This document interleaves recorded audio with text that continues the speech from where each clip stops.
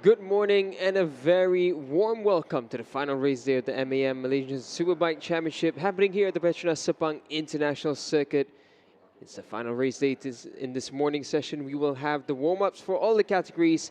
The Idemitsu Honda Talent Cut, the Bajaj Sumpo, Yamaha R15M Race Elites, MSBK 250, MSBK 600, and the MSBK 1000s. Yesterday, we saw some hot action with mixed weather conditions. But for the Idemitsu Honda Talent Cup, it was dry weather all the way through.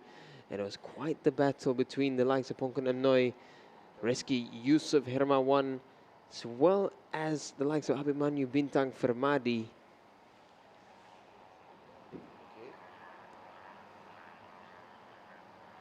And let's not discount as well Techin Inapai, who put in a great performance yesterday, a strong performance. We're expecting Bintang to be up there fighting for the podiums, but he just lost touch of the front towards the end. It's a long 11 laps for these young riders aboard the Honda NSF 250s. These momentum machines are what's going to prepare them for the rest of their careers in prototype racing, such as the CV Championships, the 24 Asia Talent Cup, the Rookies Cup, and so on and so forth. This is their first stepping ground, and it's a great proving ground for a lot of these young riders. It has pulled in a lot of talent from different regions around these parts of the world. Got Chaz Williams from Australia, the only Aussie. Got two Filipinos in the shape of Ronald Galzotti, as well as Carlson Jacob Solis. And we have another Vietnamese talent on the rise, Nguyen Nguyen Minh Thuan. Put in a strong fight as well yesterday's race. So in the Thai dominated field, we have quite a number of riders who have been putting in quite a few surprises. I found Chaz Williams quite impressive yesterday. Chaz was getting to grips with the bike throughout free practice, but then Chaz Williams came through in the race and found what would be the third group and managed to put in quite a strong fight and clocked in his personal bests as well. So I think we can expect some decent improvements from the young Aussie. Going to be looking out for Carlson Jacob Solis as well. He's another strong talent coming from the Philippines. He's got a tiring weekend, however. He's racing now in Idemitsu Honda Talent Cup as well as MSBK 250. There's not much breaks in between each session, so it's a real test for the young Carlson's fitness. Reski Yusuf and Bintang getting a bit closer comfort there. The two fellow compatriots from Indonesia, both rising through the Astra Honda program. And it's apparent that Astra Honda has been putting their faith in the Honda Talent Cup. They've had a couple of riders almost every season now. And it has delivered some impressive results. Because we've come to recognize a lot of strong Indonesian riders throughout the years. One of the biggest names right now for Indonesia who has risen through the Astra Honda camp has been the likes of Veda Ega Pratama. Up next as well.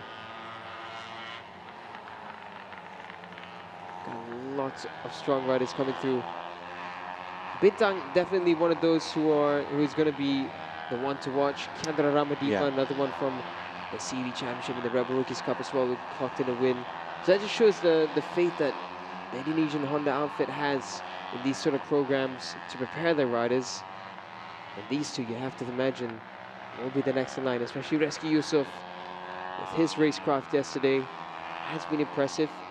The results in Moto4 Asia haven't really reflected it for himself yet, but it is a learning season for him. Ya, dalam sesi latihan ni, macam yang dikatakan tadi, 2 pelumba Indonesia ni yang dari tumpuan kita dalam semalam.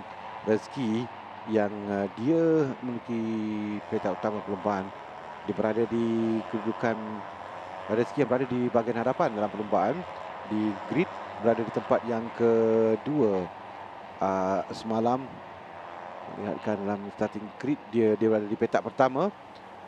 Namun dalam perlumbaan dia perebutan dengan Pongkun Enmoy, Techin Inapai bersama rakannya Abimanyu Bintang Permadi. Jadi dua pelumba Indonesia ini memang memberikan tentangan sengit kepada pelumba-pelumba Thailand dalam kategori ini. Ini adalah pelumba-pelumba muda yang mencari tempat tapak untuk naik ke peringkat yang lebih tinggi lagi dalam Idemitsu Honda Thailand Talent Cup ini. We do have one Malaysian rider dalam ini, Muhammad Haziq Naufal, Muhammad Adam, dan seorang pelumba Australia, Charles William. Tapi sama tumpuan kita kepada pelumba-pelumba Thailand dan juga dua pelumba Indonesia. Ini Techin Innapai yang berada di tempat yang ketiga semalam. Dia semalam menggunakan rapat antara Pontun Enmoy, Rizky Yusof dengan Techin Innapai untuk merebut di atas podium. Perbezaan hanya 0.1 saat antara Pontun Enmoy dengan Rizky dan 0.2 saat dengan Techin Innapai. That shows how close antara tiga pelumba di hadapan ini. Dalam warm up mereka akan lihatkan balik bagaimana keadaan dan perlombaan mereka berlangsunglah tengah hari. Hopefully the weather stay kind to us throughout the day. Tapi biasanya tengah hari nanti cuaca baik untuk perlombaan ini, untuk perlombaan yang kedua bagi mereka. Yeah, we're hoping the weather stays consistent. Unlike yesterday's mixed bag of weather conditions we've had, 50-50 conditions, we've had heavy torrential rain and strong winds, and we had the hot sun. It was a proper mix yesterday. This morning session so far, it's been looking nice and dry. Yeah. So we hope that this maintains all the way through. Yes, Techin Innapai is trying to take a faster line around Min Tuan. It's an interesting class, this, the NSF 250R. The bikes that they use, however, in the Idemitsu Honda Talent Cup, while the same as the Moto4 Asia Talent Cup, as well as the Hondas used in the Moto3 Championship, they do have slight differences, so they do seem to be slightly down on par compared to them. But there must be some significant difference, because if you look at the laptops, of course, there is a bit of a gap, but nevertheless, these bikes are still rapid momentum machines, pumping under 40 horsepower, just over 20 Newton meters of torque. We're weighing just 84 kilograms curb weight, so wet weight will be around 105 to 110 kilograms. Absolutely light machines. So this is where these riders will learn how to carry that rolling speed, how to not get the bike dropping out of the power band. It's all about managing that all the way through 5.5 kilometers here at the Sepang International Circuit. Here we're following the likes of Vachiravit, Bima Projanari, and Swakid Midet. Swakid, we really expected him to rise to the occasion, both of the twins, Swakid and Swakien. But for some reason this season, it seems that they're struggling to find the pace a bit. Projanari, another one to look out for. Vachiravit, that plan has been going well in this warm-up. 221.6. Still no one faster than Rizky Yusuf Hermawan. Rizky is just on the fastest sector 1. And sector 2 is a bit slower. Just finding improvements. We have seen 219s. As found out this morning session, slightly different conditions. We haven't seen anything similar. Sun is super bright out this morning. Quite blinding, actually, looking towards the western side of the track.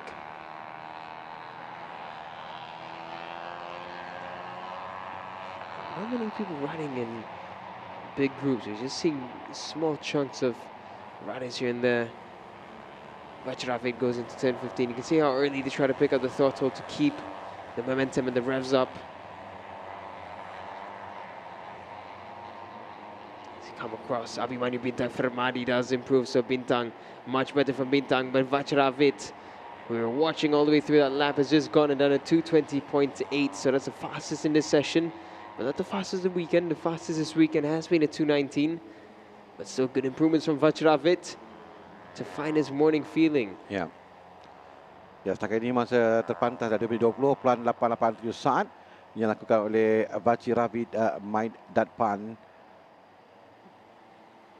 Tapi ya agak jauh sikit dia berada di depan kalau lihatkan difference antara catatan masa 0.4 saat 0.5 saat itu adalah satu jarak yang agak selesa kalau nak kirakan untuk satu lap.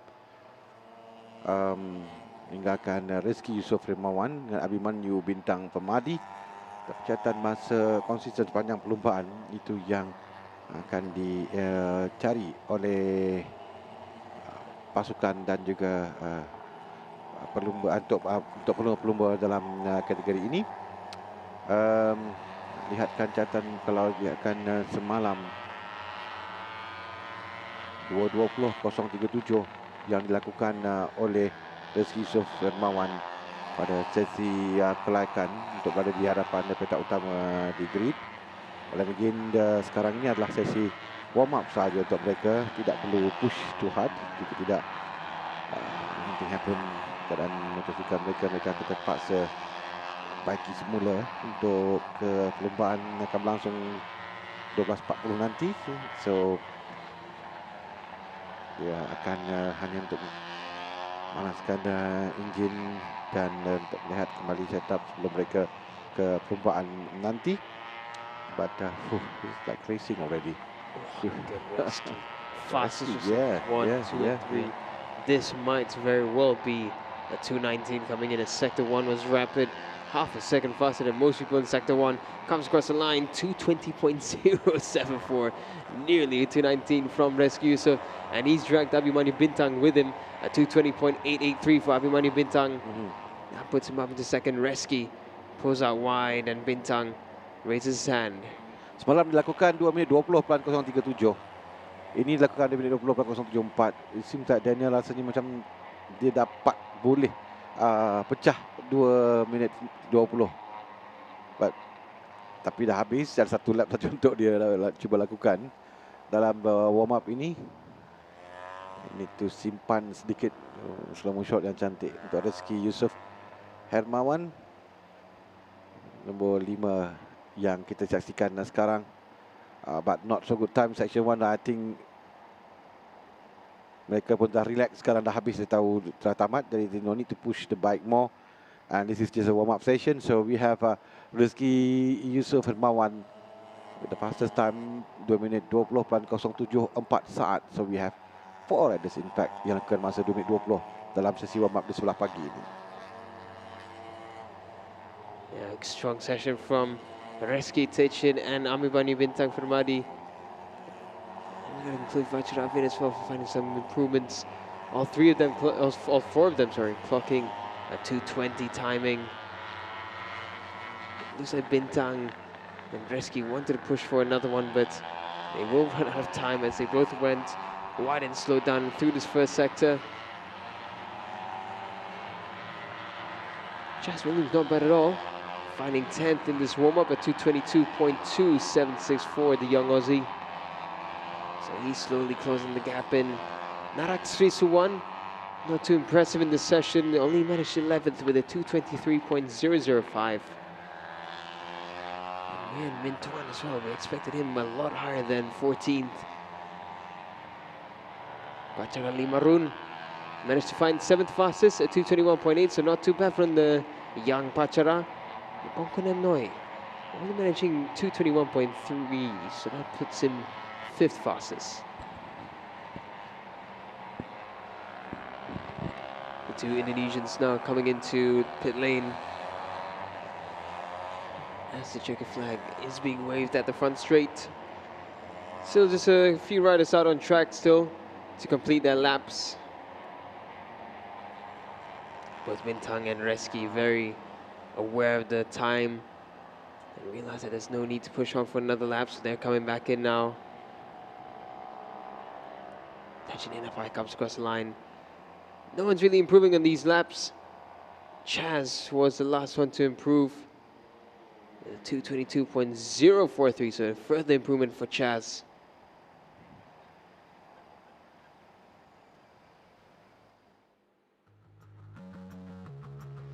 So this is what the results look like for the Idemitsu Honda Talent Cup. Reski Yusuf Hermawan first and fastest, touching in up high second. Abimani Bintang Fermadi in third. Vachiravid Maidapan fourth. Pongkon Amnoy fifth. Sixth is Swakit Midet. Pachara Limarun in seventh. Swakian Midet in eighth. In ninth is Bima Pojanari. Chas Williams in 10th. 11th is Narak Sri Suwan. 12th is Wacharakon Wong Som. 13th is Carlson Jacob Solis. 14th is Ngonguyen Min Tuan. 15th is Muhammad Hazik Nafal Muhammad Adam. And Ronald Galzoti in 16th, completing 16 riders for the Idemitsu Honda Talent Cup warm-up session.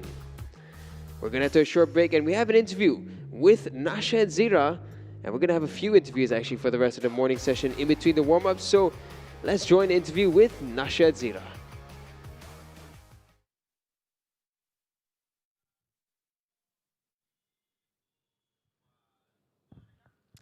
Okey, selamat pagi. Assalamualaikum dan sudah semestinya kita dah saksikan sesi warm up pagi tadi. Warm up pagi ni Idemitsu Honda Thailand Talent Cup di mana kali pertama kali ni kita akan bersama dengan tetamu ataupun bukan tetamu lah, rider lah kan. Khairul Amirin. Kenapa sedih ni? Agak sedih sebab kita semalam pun tak boleh keluar session juga. Untuk hari ni pun estimated 80% tu tak keluar. Sebab apa ni? Sebab kita ada difficulty dengan technical sikit dengan engine lah kita ni. Tapi kita tengok, mana tahu race tu tiba-tiba lah ada. Kita tengoklah macam mana pun. Jadi kalau korang semua nak tahu, Khairul Amirin ni merupakan pelumba dari pasukan FKR Heavy Racing. CHV.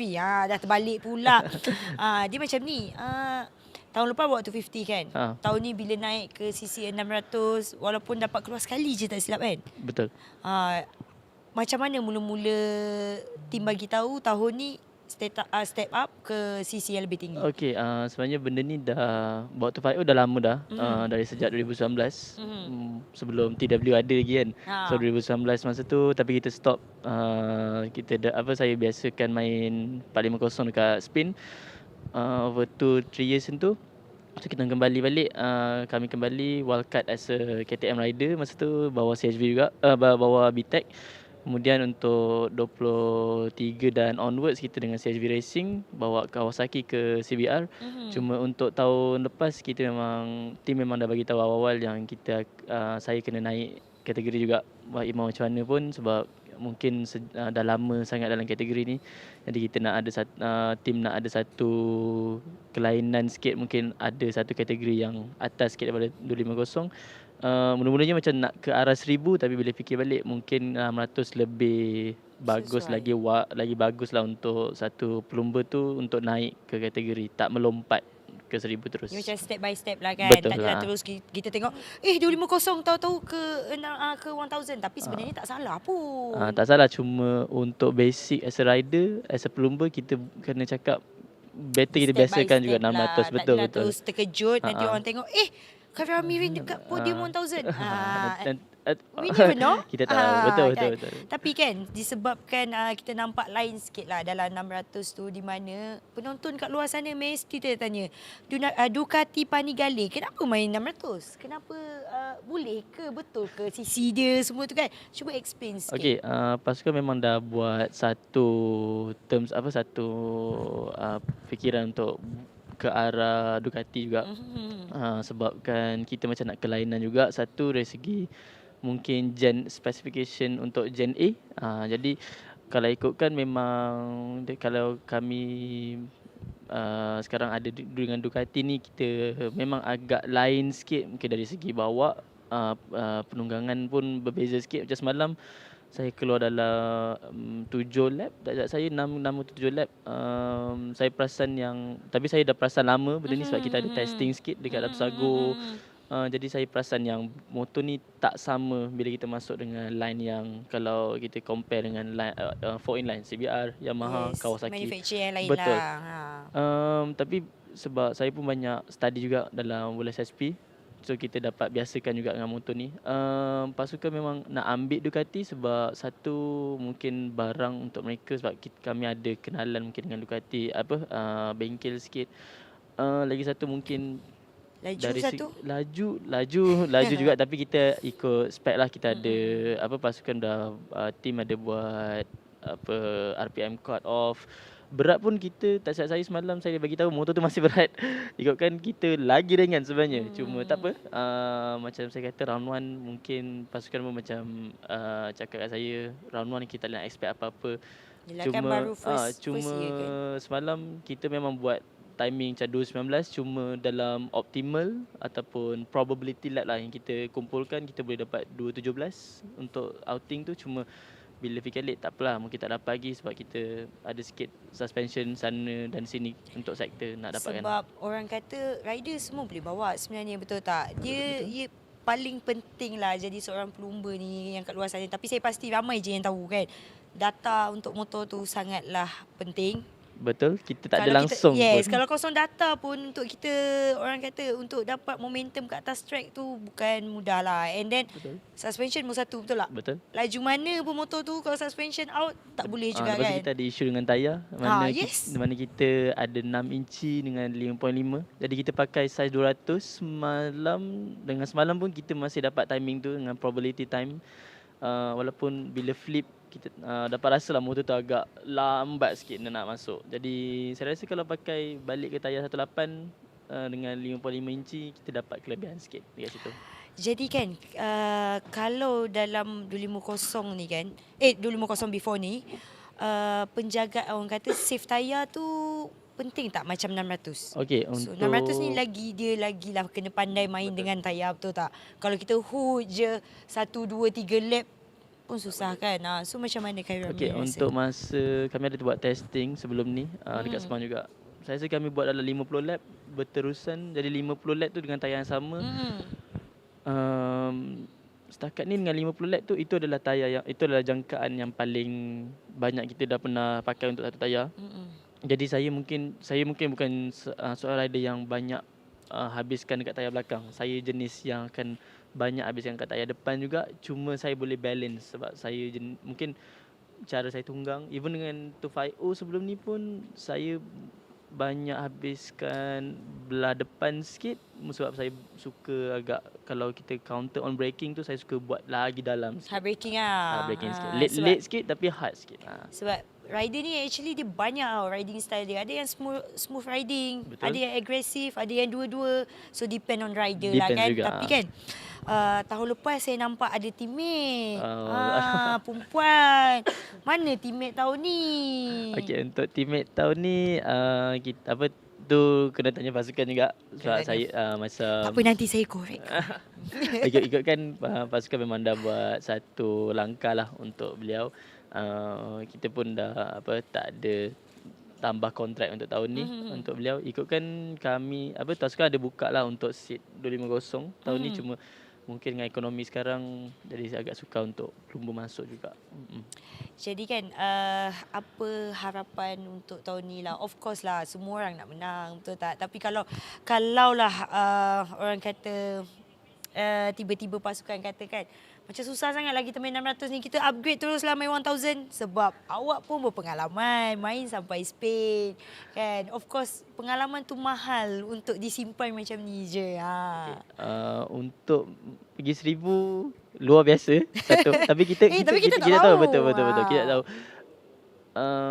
Apa yang boleh saya kata, okey, setelah saya balik pada Spain, saya ada banyak benda yang saya fikir. Dengan saya ada injury patah pelvis semua.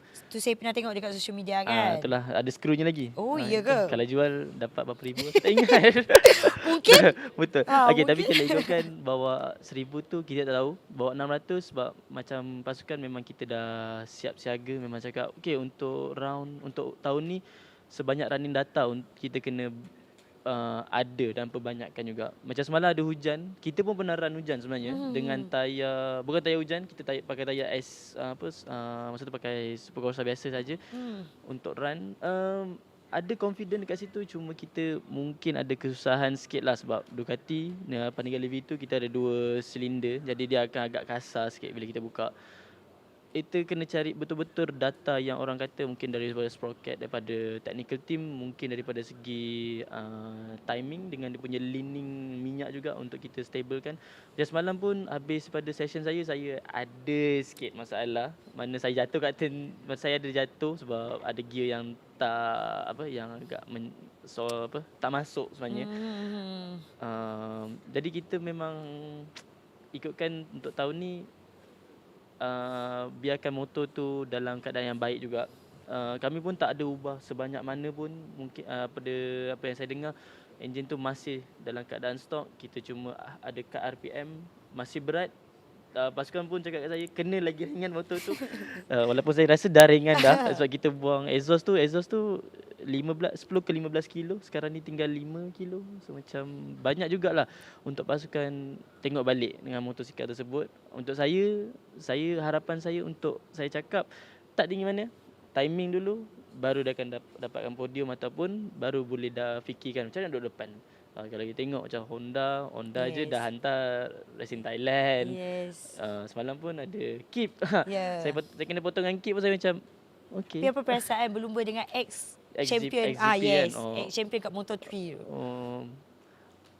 Tak ada rasa sangat tu sebab saya pernah kalau semua motor saya pernah dengan Hafiz juga pernah sekali. Macam tapi dengan Kip tadi dengan Kip semalam saya rasa dia memang nampak kita kata smooth kan. Cuma itulah saya macam fikir saya takkan ikut orang sebab saya kata saya adalah enjin yang berlainan, dia pun enjin berlainan. So kita tak boleh nak kata saya kena ikut dia. Tak boleh. Sebab saya pernah buat inline 4 punya cara. Tak keluar timing. Betul. Sebab kita rider, kita ada style kita sendiri. Kita tak boleh nak ikut riding style orang sebab sometimes bila kita ikut orang punya riding style dia akan rasa macam ni lain. Memang lain. Jauh sangat berbeza. Kalau saya buka throttle tempat sama inline 4 buka, saya boleh cakap saya akan hilang berapa second lagi teruk pada semalam. Dia senang, be yourself je. Betul. Betul, be yourself. Kan, tak payah fikir orang cakap, tak payah nak sometimes orang akan comparekan kita kan. Betul. Lagi-lagi dengan kita pun faham kita baru nak cari data, baru nak cari pengalaman, tapi sayanglah semalam tak dapat tengok Amirin bersama dengan motor Ducati tu dekat race 1 dan kita betul-betul harapkan untuk race 2 ni. So macam mana? Agak-agaknya macam saya kata 80-20 juga. Kalau ada kalau tidak stay tune for round 2. Itu je kita boleh cakap. Tapi kita akan buat sedikit testing lagi, jangan risau. So itu je yang saya boleh cerita untuk sekarang setakat ni dalam keadaan pasukan. Round 2 ada berita lain lagi ke? Tak ada. Kalau ada just nak bagi tahu 250 kita ada seat kosong lah, itu saja. Ada seat kosong. Memang dibuka untuk siapa-siapa. Pelumba, memang betul. Kita dah buka lama dah untuk pada tahun lepas lagi. Mungkin boleh cari dia apa IG? Khairul_rin ataupun pergi kat CHV Racing. Tolong siapa yang selalu tanya macam mana nak jadi rider tu, inilah peluang korang untuk join team. Team apa lagi? FKR CHV Racing. Jadi ada tak kata-kata akhir ataupun nak cakap terima kasih kat siapa-siapa yang always support awak untuk jadi seorang pelumba sekarang ni? Sebenarnya terramai kalau ikutkan salah satu orang yang mungkin saya cakap parents saya adalah salah satu orangnya, pasukan latar belakang mekanik yang buat motosikal, jaga motosikal juga. Also to Matthew Fordan back in Supermotoland Race School in Buyas at Muthia. Thanks a lot, all those tips and also those skills that you shared to me. Dia pun ada komen juga. So saya rasa macam dia memati sebab semalam dia nak tengok, cuma dia kata you tak ada dekat race. So macam kita tak keluar untuk hari ni, untuk hari semalam. So kita tengok macam mana untuk race 2 ni, cuma ataupun kita standby for round 2, come back stronger, get more data. InsyaAllah kita boleh jalan, jangan risau. Yang penting never give up kan? Jangan give up, betul. Patah macam mana pun, kekal macam mana pun tak apa, nangis je. As long jangan give up. Pantang menyerah kalau entah, saya pun tak tahu. Alamak, kita susah sikit ni kalau berbahasa. Nak bagi macam semangat sikit. Ini kan race 2 kan. Apa-apa pun jangan give up, betul. Jadi apa-apa pun terima kasih sebab sudah diluangkan masa. Kita doakan hari ni kita dapat tengok Khairul Amirin beraksi di perlumbaan yang kedua bersama dengan motor Ducati Panigale V2 kan? Betul. Yang korang kat luar sana yang berdekatan boleh datang Sepang, ada masa lagi, masuk percuma je dekat main grandstand tu, boleh tengok aksi pelumba-pelumba depan mata. Yang jauh-jauh tu tak apa, kita ada Facebook Live dan juga YouTube Live. Terima kasih Amiri. All the best untuk tahun ni. Dan kita back semula bersama dengan Harmi dan juga Daniel.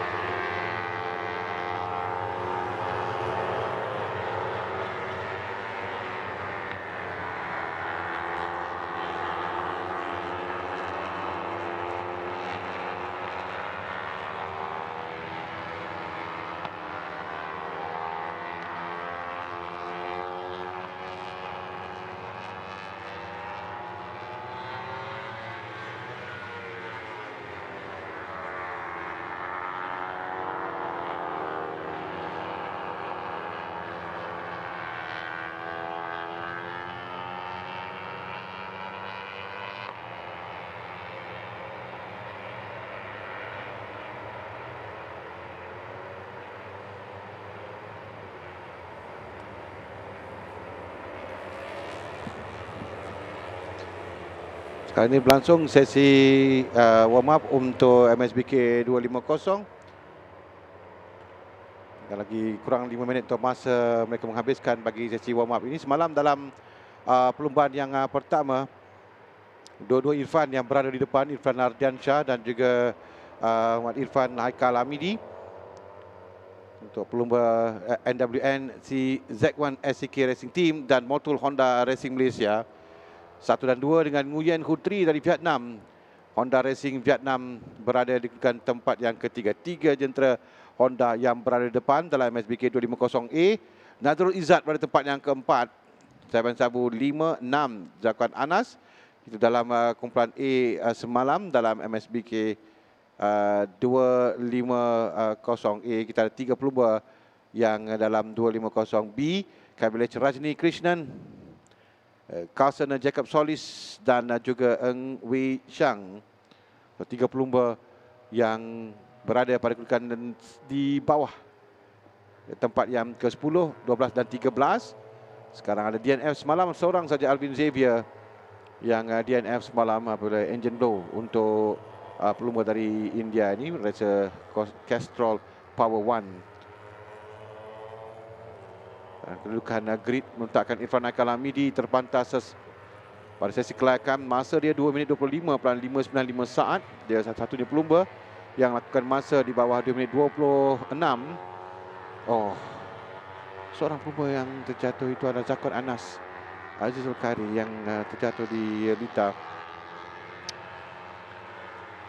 Sesi warm up biasanya mereka tidak akan push bike masa ini untuk memanaskan enjin saja sebelum ke perlumbaan yang akan berlangsung di sebelah petang nanti.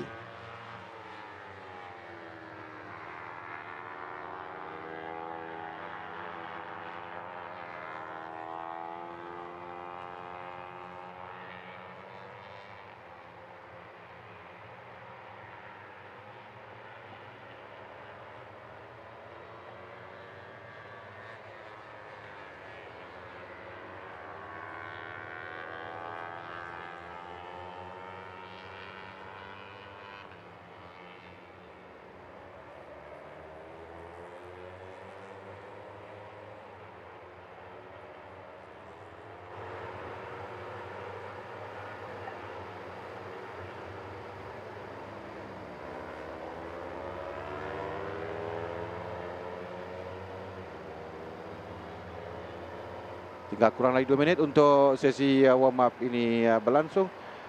Yang semalam dalam perlumbaan 250 yang mereka berlumba dalam keadaan litar yang kering sebelum hujan turun pada MSBK 600 dan juga MSBK 1000 yang berlangsung dalam keadaan litar yang basah.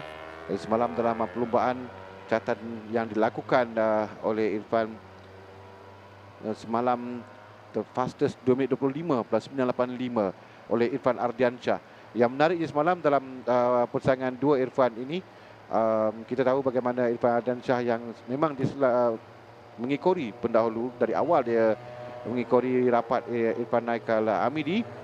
Di penghujung dia memintas dari perbezaan hanya 0.038 saat saja. Jadi hari ini tumpuan kita akan terarah kepada dua Irfan ini sekali lagi. Irfan dan Ardiansyah dari Indonesia untuk pasukan NWN CZ1 SCK Racing Team dengan Muhammad Irfan Haikal Amidi dari Malaysia dan pasukan Motul Honda Racing Malaysia. Penjangkaan kita 20 ini juga yang akan rapat kedudukan dengan cabaran diberikan juga oleh Nguyen Hu Tri dari Vietnam, pasukan Honda Racing Vietnam.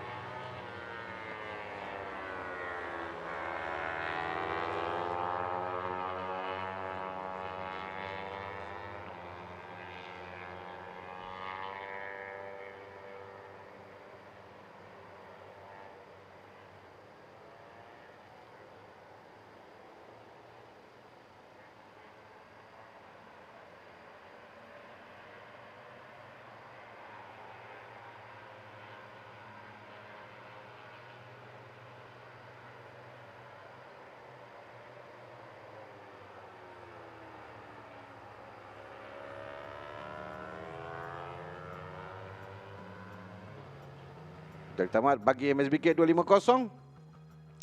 Kita sekali lagi akan dalam sesi cakap-cakap motorsport. Kali ini bersama dengan Daniel Borders dan tetamunya sebelum kita saksikan untuk MSBK 600 sesi warm up.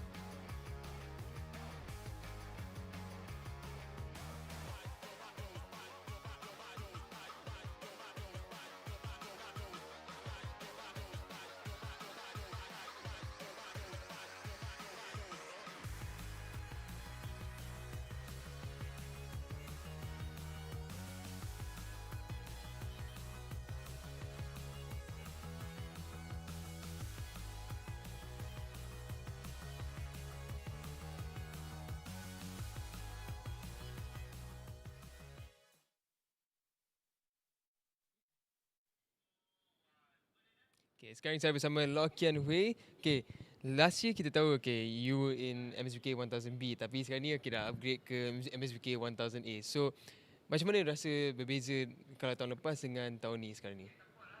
Kalau saya rasa tahun ini memang MSBK A semua rider yang Asia, rider banyak Jepang punya semua. Tapi kita pun cuba improvekan kita punya timing. Rasa macam untuk praktis saja. Ya. So far untuk cari timing tu, untuk cari extra pace lah kita kata. Ya. Apa yang so far you buat? Is it more training ataupun ada more data dekat motor juga yang berubah? I rasa training. Ya. Training kena banyak. Sebab yang I punya bike I rasa sudah cukup lah. Kena sendiri kena training dulu.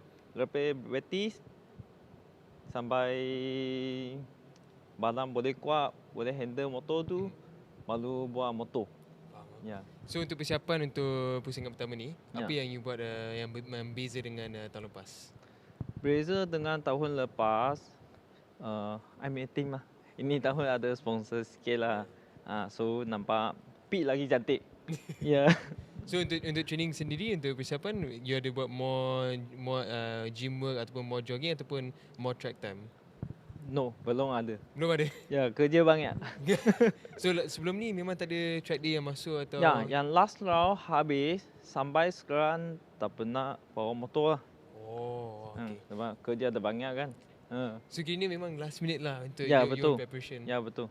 So tahun ni kita tahu memang seperti biasa kita tahu ramai yang upgrade, ada tukar barang. Apa yang you dah buat dekat motor maybe kalau banding dengan tahun lepas?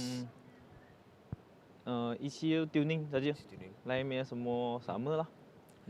So you rasa sekarang ni dengan kita dah ada race 1 semalam dengan condition yang memang agak susah, dengan 50-50 conditions, then macam mana you rasa condition masa tu?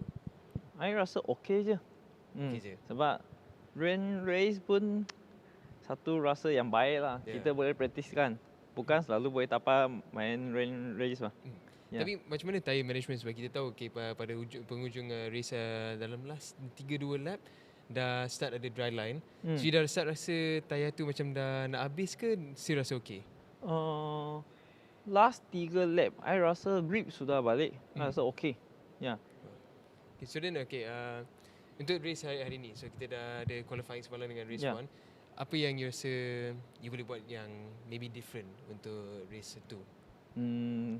I nak buat apa different lah. Cuba improve I punya timing je lah. Tak ada buat apa. Dah analyse kat mana yang you rasa you boleh improve? I yang boleh improvekan turn 3. Turn 3? Ya, turn 3. I rasa nak improve turn 3. Sekarang ni you ada reference for riders yang you tengok untuk ride ataupun you memang just tengok data sendiri? Tengok data sendiri. Tak ada ambil reference rider mana-mana? Tak ada. Okay. So kita tahu kekuatan BMW especially dekat Sepang biasanya adalah dekat laluan straight, laluan lurus. Tapi personally for you, you rasa kat mana yang you punya kekuatan sekarang ni? Ini I pun tak pasti sangat. I just ride. So untuk orang yang tak kenal you sangat, you boleh cerita tak sikit your punya history dalam perlombaan semua? Sebab bukan biasa untuk orang datang masuk dalam race, lepas tu terus dari MSBK 1000B terus lompat MSBK 1000A. Sebab boleh kata macam ni lah, orang biasa nak main track day bukan senang nak lakukan masa 2015, 2016, tapi you masuk je terus dapat. So boleh ceritakan sikit your background dalam bidang motor? Yang untuk background ni, dulu I pernah main MSF lah. Tapi pun setahun je. So I pun ada kawan banyak, ada race, ada lain team I pun yang kena. So dia orang ajar banyak. Masa dah sebelum MSBK masa tu guna BMW juga ke motor lain? Dulu pakai Kawasaki. So masa tu siapa yang maybe tolong you dapatkan macam reference ke apa untuk on track? Ke just buat sendiri? Ya, dia boss sendiri. So sebelum main 1000 ada main 600 ataupun 250? Ada. Ada. 600 ada. So masa tu MSF juga? Tapi MS saya sudah pakai 1000 lah. Okay. Itu tahun 2019.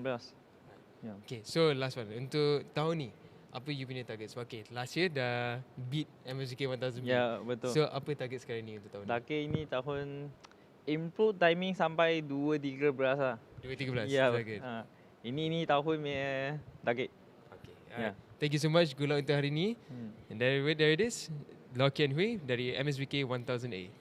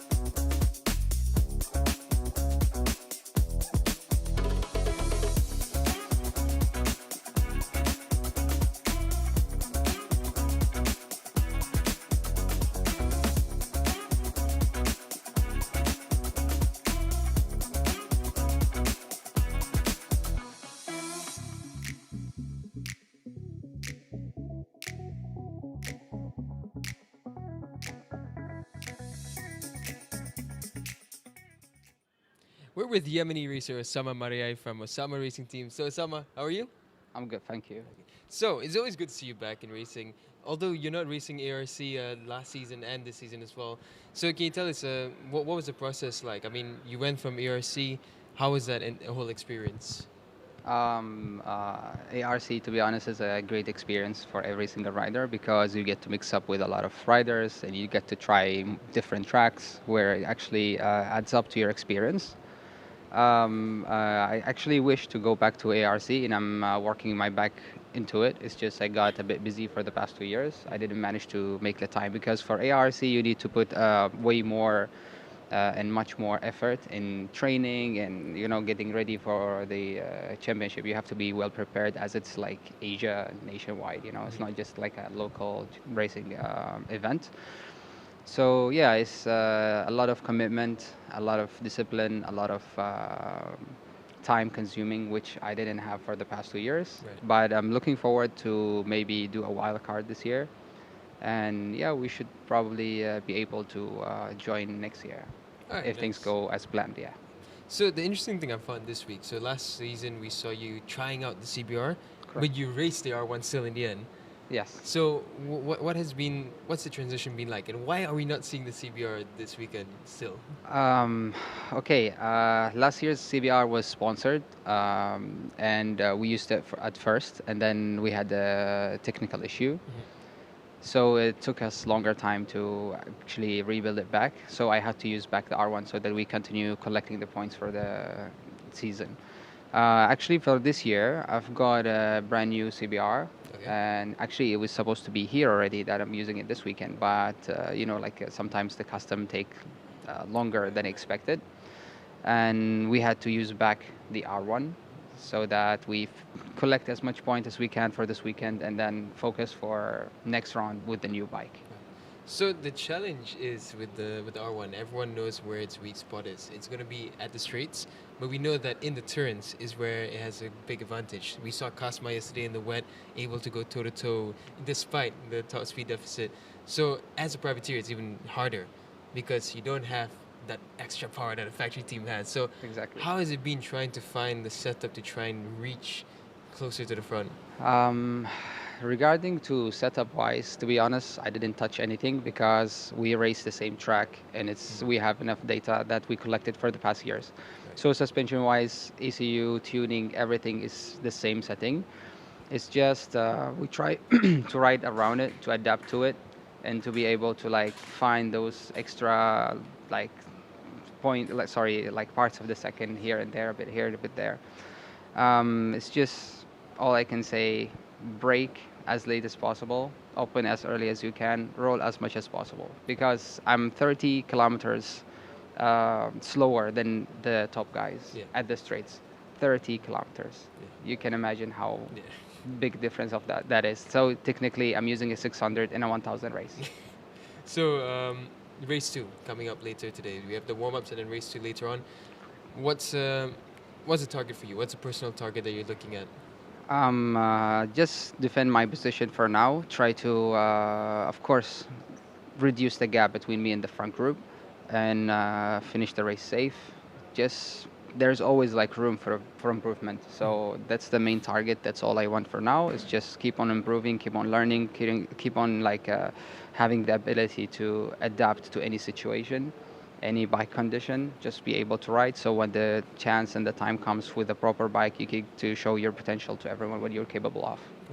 So Osama Racing Team Yes, sir. and yourself. So you already mentioned that you're hoping to be in ARC next year. Will we see an expansion in team again? Because we saw last season more riders coming in.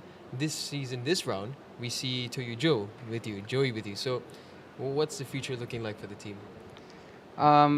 For now, we just target and plan, and actually our main focus is to help riders who want to actually race and have the correct direction. So we just try to support them, we try to guide them, we try to maintain their bikes for them, to help them to be in the event, to practice their hobby or their passion in the safest way possible. For ARC, for sure, it's also a dream to be able to step in and get to race for under the Osama Racing team. But you know, like the future is always surprising. We don't know what's holding. But for now, we can say that we will be for MSBK to get our training, to get our data, to get our riders to be ready for the next step. Once we think that the riders are ready to actually perform in the Asia Championship, then definitely we're gonna step into Asia Road Racing Championship. But for now, I see that there is no point as long as like we didn't see the riders achieve the target we set for each rider. That's it. Well, thank you so much, Osama. Good luck for your upcoming warm-up and the race later on. Sure. This Thank you has so been much. Osama Marai with the Osama Racing Team for us this weekend at MSBK.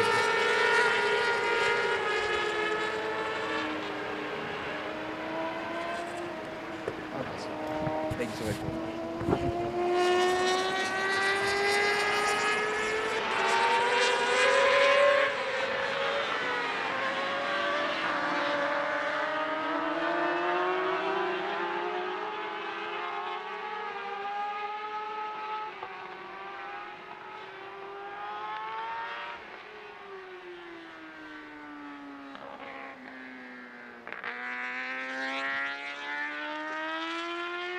Teruskan dengan sesi warm up untuk MSBK 600 dalam kategori ini. Semalam berlangsung dalam keadaan hujan lebat pada awalnya.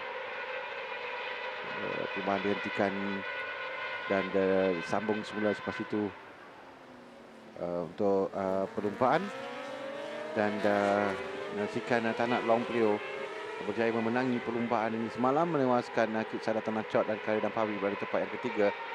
So hari ini kita akan expect dengan 3 pelumba ini juga yang akan bersaing rapat di depan. Tanak Long Plio, Kit Sada Tanachot dan Khalid Dampawi. Sementara Nakib Rifki yang masih lagi dalam proses pembelajaran dalam perlumbaan pertamanya, debut dalam 600 cc ini. So lot to learn untuk Nakib Rifki, tapi satu pembelajaran yang baik memandangkan semalam juga berlangsung dalam keadaan litar yang basah. Satu hujan baru untuk Nakib, dan ada Hee Jun Ping dalam perlombaan ini.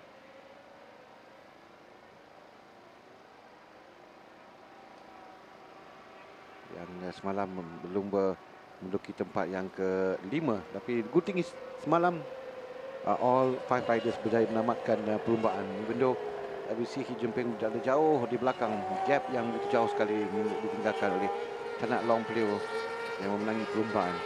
And again, we hope that the weather stays clear, dan kita boleh lihat persaingan antara Tanak dengan Kip dan Kit Sada ni.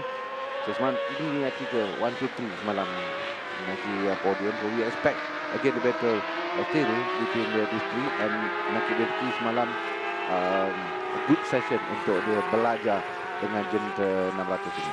Yeah, I think Nakib had an exciting opening 2 laps.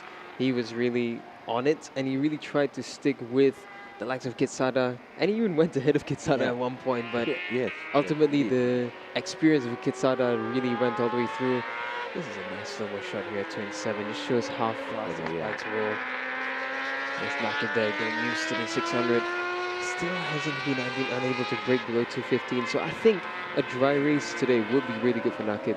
This is nature of 600 dia kan, rolling yang itu yang perlu untuk membiasakan diri dengan keadaan malat. Yesterday kita cakap bila hujan, motor utama berat dan kelajuan tidak boleh maksimum. Jadi when you go in the corners untuk turun dan angkat balik tu, ini masa tenaga untuk menghabiskan perlumbaan semalam. Hari ini nampak terang, cuaca baik setakat ini. Now cepat 10:30 dan clear, stay clear macam ni. Kita dapat lihat kalau perlumbaan dalam keadaan cuaca kering, dan it's gonna be good. I would say the thing that you mentioned earlier about the fatigue that we get in wet weather raid riding, I think it's a lot more mentally tiring in the end, as well as physically. Because you're just thinking the whole time, I have to hold the bike up, I have to keep it upright, not make a mistake.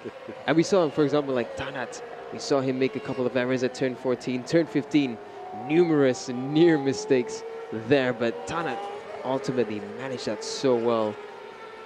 So if it's dry today, we looked at qualifying, Tanat was the only one who managed to do consistently in the 2-minute 10s. Kip was just off the pace in qualifying, just couldn't find the lap times that we expect from a legendary Malaysian rider. So Kip will need to make a big step in this warm-up session to try and find something. And currently on his lap, he's done a quicker sector 1. Not the fastest sector 1, but it's a decent sector 1 from Kip. The fastest sector 2, however. So there should be a lap time coming into the lower 2-minute 12s. Fastest sector 3 from Caroline Ampawi. So this should be a really good lap for coming in from Kip. He just needs a good sector 4 now coming up. Li Peng on screen there as well, improving his personal lap time.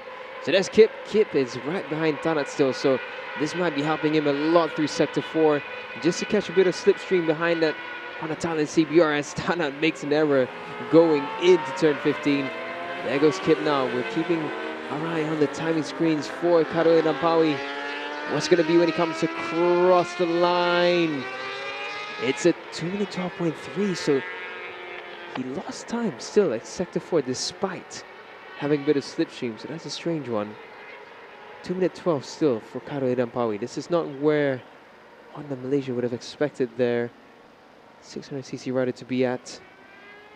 I think one thing that's probably not helping Kip as well is the absence of Helmi Azman. Before this, we saw Helmi in the 600s as well.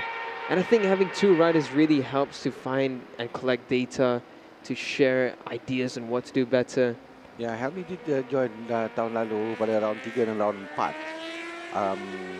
Dan dia memiliki podium pada round yang ketiga, persingan yang ketiga pada musim lalu. But even though tidak ada ramai pelumba dalam kategori ini, you will see that the time that mereka lakukan semalam Kip lakukan masa ketika sesi kelayakan, dia catatan masa 2:12.382 pada Tanat Long Pleo lakukan masa 2 minit 10.688 saat. Dan again semalam dapat tengok battle antara dua pelumba yang dikatakan gemar pelumba dalam keadaan litar yang basah, Tanat Long Pleo dan Caroline Ampawi. Both of them dah buktikan kemampuan mereka berlumba dalam keadaan litar begitu. So yesterday kita nampak diri mereka in action. Tapi hari ini kita nak tengok dalam keadaan kering lah. So macam mana apa yang dilakukan oleh tiga-tiga pelumba. Even though timing yang Kip lakukan waktu kelayakan jauh sedikit di belakang, about around 1.6 second behind Tanat Long Pleo. But again when it comes to racing, satu keadaan yang berbeza. Dan kita nampak itu 31.28. Kip mungkin mengikut dari belakang, nak tengok macam mana pace yang ada pada Tanat Long Pleo sebelum ke perlumbaan nanti. 2:12 adalah catatan masa yang dilakukan. Semalam pun konsisten pada catatan masa yang dilakukannya itu 2:12 lebih 12 saat catatan masa yang dilakukan. Kalau nak tengok pada dalam perlumbaan, tapi nak kirakan juga dalam perlumbaan semalam tidak boleh juga kerana keadaan cuaca menyebabkan catatan masa mereka berbeza. Faster 2:27 semalam dalam perlumbaan with that kind of condition, track condition. So with the dry track condition yesterday, 2:10 yang dilakukan oleh Tanat Long Pleo sewaktu kelayakan. Dan during the first practice session the first day, Tanat Long Pleo lakukan 2:10.925 terpantas pada FP1. That shows betapa dia boleh lakukan jatuhan masa. 2:11.851 oleh Kip. Gap is around 0.9 second. I find this interesting. It looks like Kip and Tanat are actually trying to work together. Despite being on different Honda camps, you can see that Tanat knows that Kip is following him, and Kip is constantly waiting for Tanat, and Tanat doesn't seem to be bothered by it. I think this is just theory. This is just a theory, but maybe Honda is working together to try and help Kip find that missing piece of the puzzle. And I wouldn't be surprised if we know Mr. Alex Pompapra, the president of Thai Honda. He's very helpful to all the Honda teams around. So that was interesting. Because it's a number of times we've seen that Tanat went wide, keeps it. Okay, wait, hold on. Let Tanat go back in front. It's an interesting, but if it is, a collaboration between the two different Honda camps. I mean, ultimately, yes, as you mentioned in the dry, we saw Tanat was superior. He was doing 2/10 effortlessly. He found the fastest times, and no one was really matching Tanat. Kit Sada as well was doing really good. He was in the 2:11. So Honda Thailand have found something this weekend, which right now for Kit, he is missing a little bit. So, Tanat again. Side. Oh. That's Kit Sada. That's not good. Dalam sesi latihan, sesi warm up ini. We're looking at because we were focusing on Tanat. Apa itu adalah Kit Sada yang berada di belakang yang terjatuh ketika cuba masuk di turn 14. Untuk masuk turn 14. Oh, that's good to see though that he's walking away. Yes, but some work for the Honda Racing Thailand untuk memastikan jentera Kit Sada akan bersedia untuk perlombaan yang langsung dijadualkan berlangsung pada hari ini.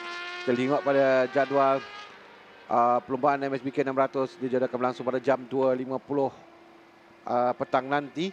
Kita seperti biasa akan bermula pada jam 2 petang untuk perlombaan. Yang pertama MSBK 250 diikuti dengan MSBK 600, 340 MSBK 1000 dan pada 4.25 berjaya sompong Yamaha R15M Race Edits.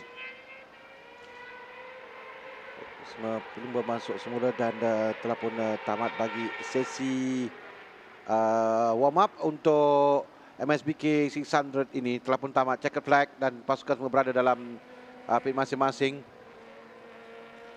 Some work untuk pasukan Honda Thailand ini. Pastikan jentera Kit Sada Tanah Chot bersedia untuk perlombaan berjam 2.50 petang nanti. So, catatan masa yang dilakukan, keputusan dia yang kita lihat, Tanat Long Plio melakukan masa 2 minit 12.153. That's the best time yang dilakukan. 2 minit 12.303 oleh Khalid Ampawi, 2.13.209 oleh Kit Sada Tanah Chot. Nakib melakukan 2 minit 15.452 saat. Again, kita saksikan insiden yang membabitkan. Sada tadi di belakang. Belum masuk tapi nampak ini rear tire yang giveaway first untuk masuk dalam selekoh. Nah, menyebabkan dia terjatuh di turn 14. Hi Jun Ping melakukan 2 minit 25. So, misi untuk Nakib adalah untuk melakukan masa dalam di bawah 2.15 banding pada keadaan kedudukan di belakang.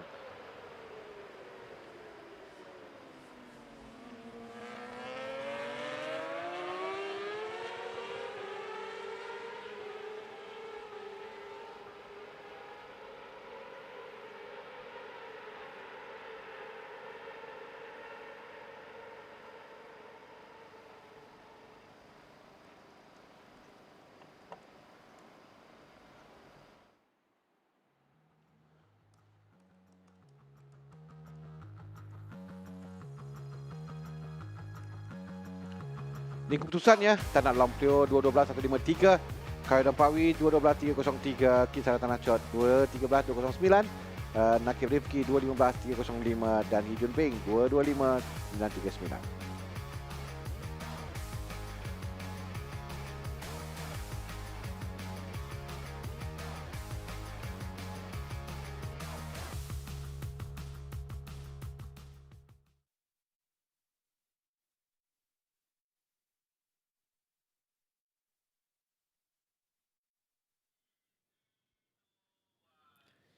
So I'm with Ng Wei Shang, otherwise known as Tony from Magic Papaya Racing Team. So Tony, it's your foray into the 250 class in MSBK. How's it been so far? It's been quite good. We're trying to figure out what's the issue. Because the bike is ready pretty last minute. So we are trying to get more data, what sprocket to use, where to get the power and so on. Yeah. So those who know you from MSF riding 600s. What made you decide to come into MSBK on the 250s rather than the 600 class? 600 is, I think 600 is pretty difficult to ride because the bike is heavier, the bike is faster. So actually, even before MSF, I wanted to race a smaller CC bike, but The categories are MSF available, only yeah. have a super bike. Understand, So understand. I have no choice but to ride a 600, and there's 250 class over here and there's a 150 class in Caprix, so I decided to race both of them. So yeah, you're racing Capri as well this season. Tell us about that first round of Capri. But it's not your first time in Yeah, Capri, it's not my but first time, yeah. So, but it's the first time starting a full season, isn't it? Yeah. So how's that been in the preparation and getting the bike ready? Because there was a lot of drama, I think, for you guys to get everything ready. I think it's pretty hectic week 10. I think it's pretty hectic week 10 for both of the races, this race and last race. We trying to get the engine ready yesterday night. Yeah. So, I think it's pretty much the same thing with Caprix. There's some mechanical issue. We go to JB and then trying to solve that, and then go back to Tangkang. So it's it's been very busy. Yeah. Right. Hopefully it will be smoother after this. So knowing you ride an R3 every now and then, but you guys decided on a CBR 250 last minute. What made the idea to make that switch?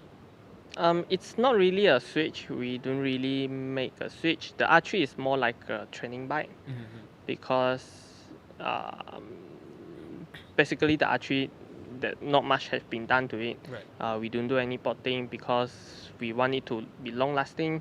It's used for training purposes. The reason we go for CBR is because mainly due to cost. For R3, the cost is pretty expensive, and also like expensive to get the parts, or expensive to get it race ready. Right. And also R3 can only compete in Group A, which the cost is even higher than Group B. So that's why we decided to go with that. Yeah. So the Group B level, though, it seems to be quite high this year, with especially with the likes of Carlson Jacob and Kablesh Rajini. How do you find right now the competition level in MSBK? I was quite surprised that I think last year there's still quite a lot of people that joined in Group B. Yeah. And suddenly this year there's only like 3. I'm like, what? But for me, the reason I joined a race is because I wanted to have someone who's definitely faster than me and maybe like trying to improve myself, trying to see where I'm slower and really trying to like chase them and stuff like that. So to me, if the competition level is high and that's the reason to stop me to join the race, I think I wouldn't join Pro-Am as well, because the Pro-Am competition level is very, very high as well. It's probably even higher than the Group B. So one thing that I think you would have to have had to adapt to is, of course, the tire change. So right now we're running Dunlops here. How has that been adapting to the tires? Because we know that setups for the bikes as well, compared to the Pirellis, very different, or any other tires. So Dunlops are unique in their own right. So how have you been adapting to it? Actually, so far I like the tire pretty much. I like the tire a lot. Before this, I also used the Dunlop tire before.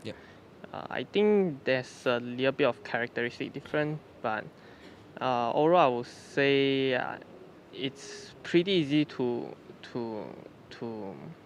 adapt. I think maybe because also I'm very familiar with this class, so it's not really an issue for me to adapt to the tire. But let's say if maybe I will have more issue on the underbone than like a tank bike. Understood. Okay, so 2026, you're racing a number of categories and championships. So what is your target for MSBK this year? I think definitely my target is just improvement.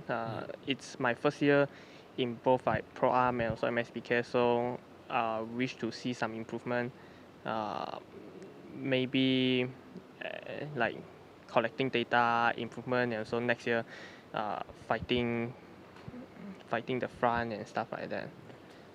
And what about for the team? Magic Papaya is a team that's on the rise. So what's the goals or targets set by the team?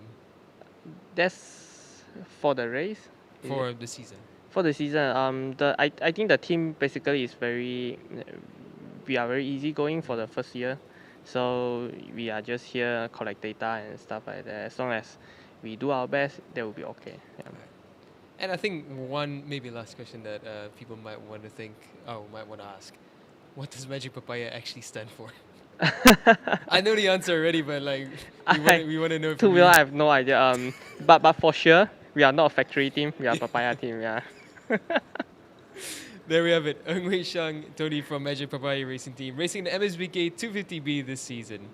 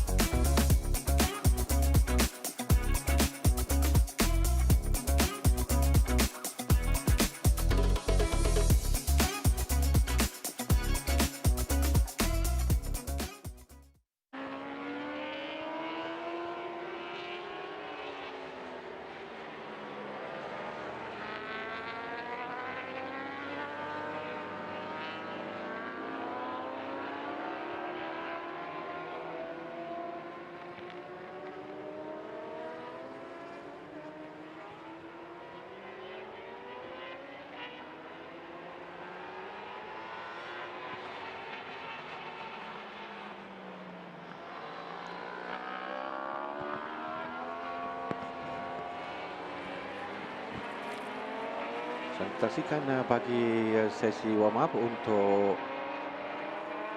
MSBK 1000 yang ada di litar sekarang ini.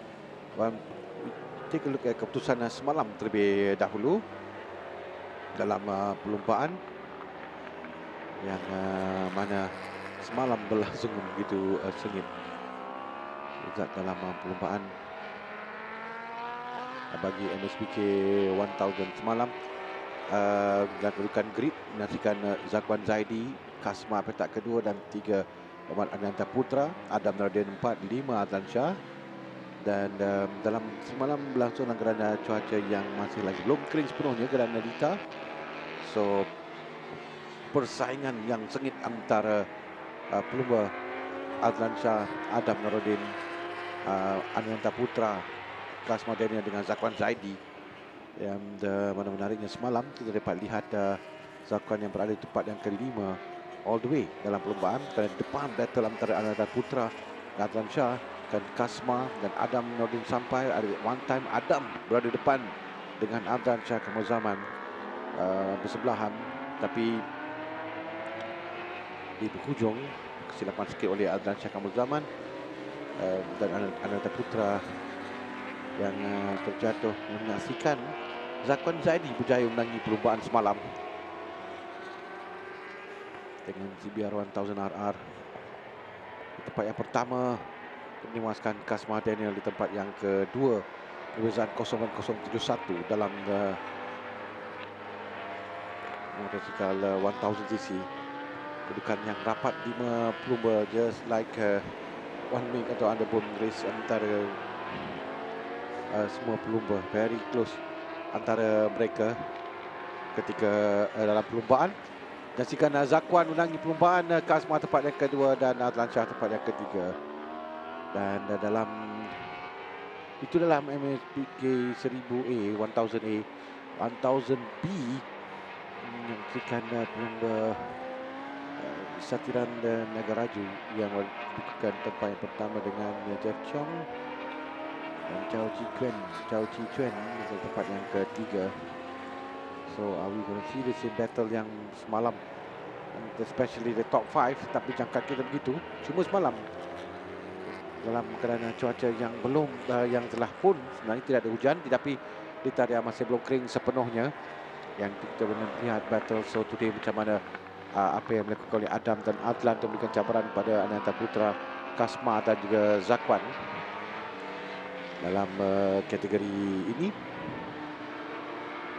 Dan sekarang catatan masa 2:07 best untuk Zakwan, 2:09 best untuk Ananta Putra. Osama lakukan 2:15.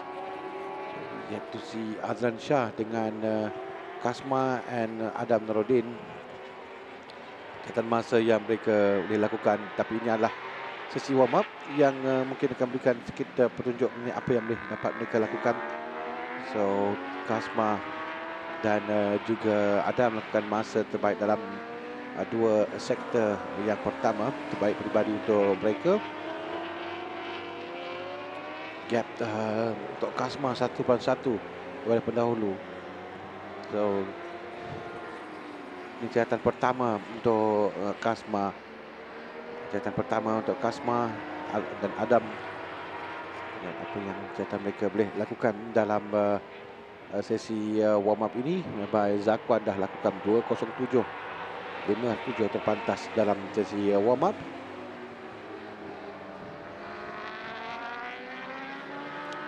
So, Kasma di 2:08, 3.27. Adam lakukan 2:09, 5.63.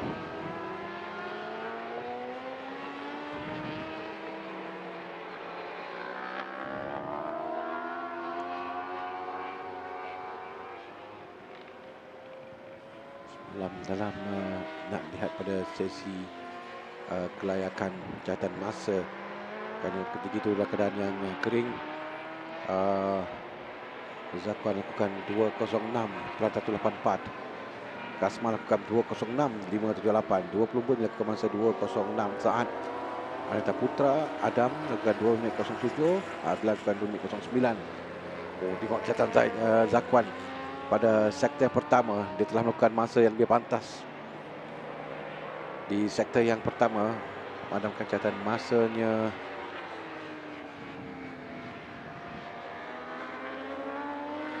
Catatan masanya sendiri yang terpantas di lintas. So, Zakwan lakukan dua di sektor pertama lebih laju lagi. Dia lakukan 2:07.57. Sebelum ini, itu catatan yang terpantas yang dia lakukan. So, di dua sektor pertama, dia lakukan masa yang lebih baik.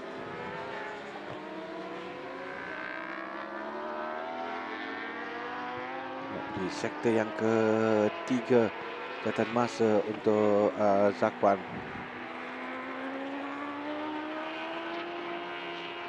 Kita nombor 2 akan sampai di turn 12 untuk catatan masa.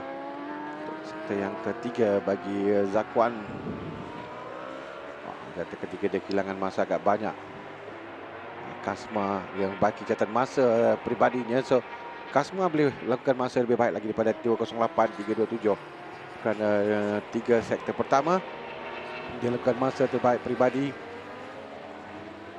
Mungkin naik tempat yang kedua di atas Rahmat Arnanta Putra. Zakwan sekarang sampai menamatkan lap yang seterusnya. 2:06.790 kerana dia dapat untuk bukan masa terpantas pada sektor yang keempat still, tapi 2:06.790. Kali pertama dia turun di bawah 2:07 pada sesi warm up ini.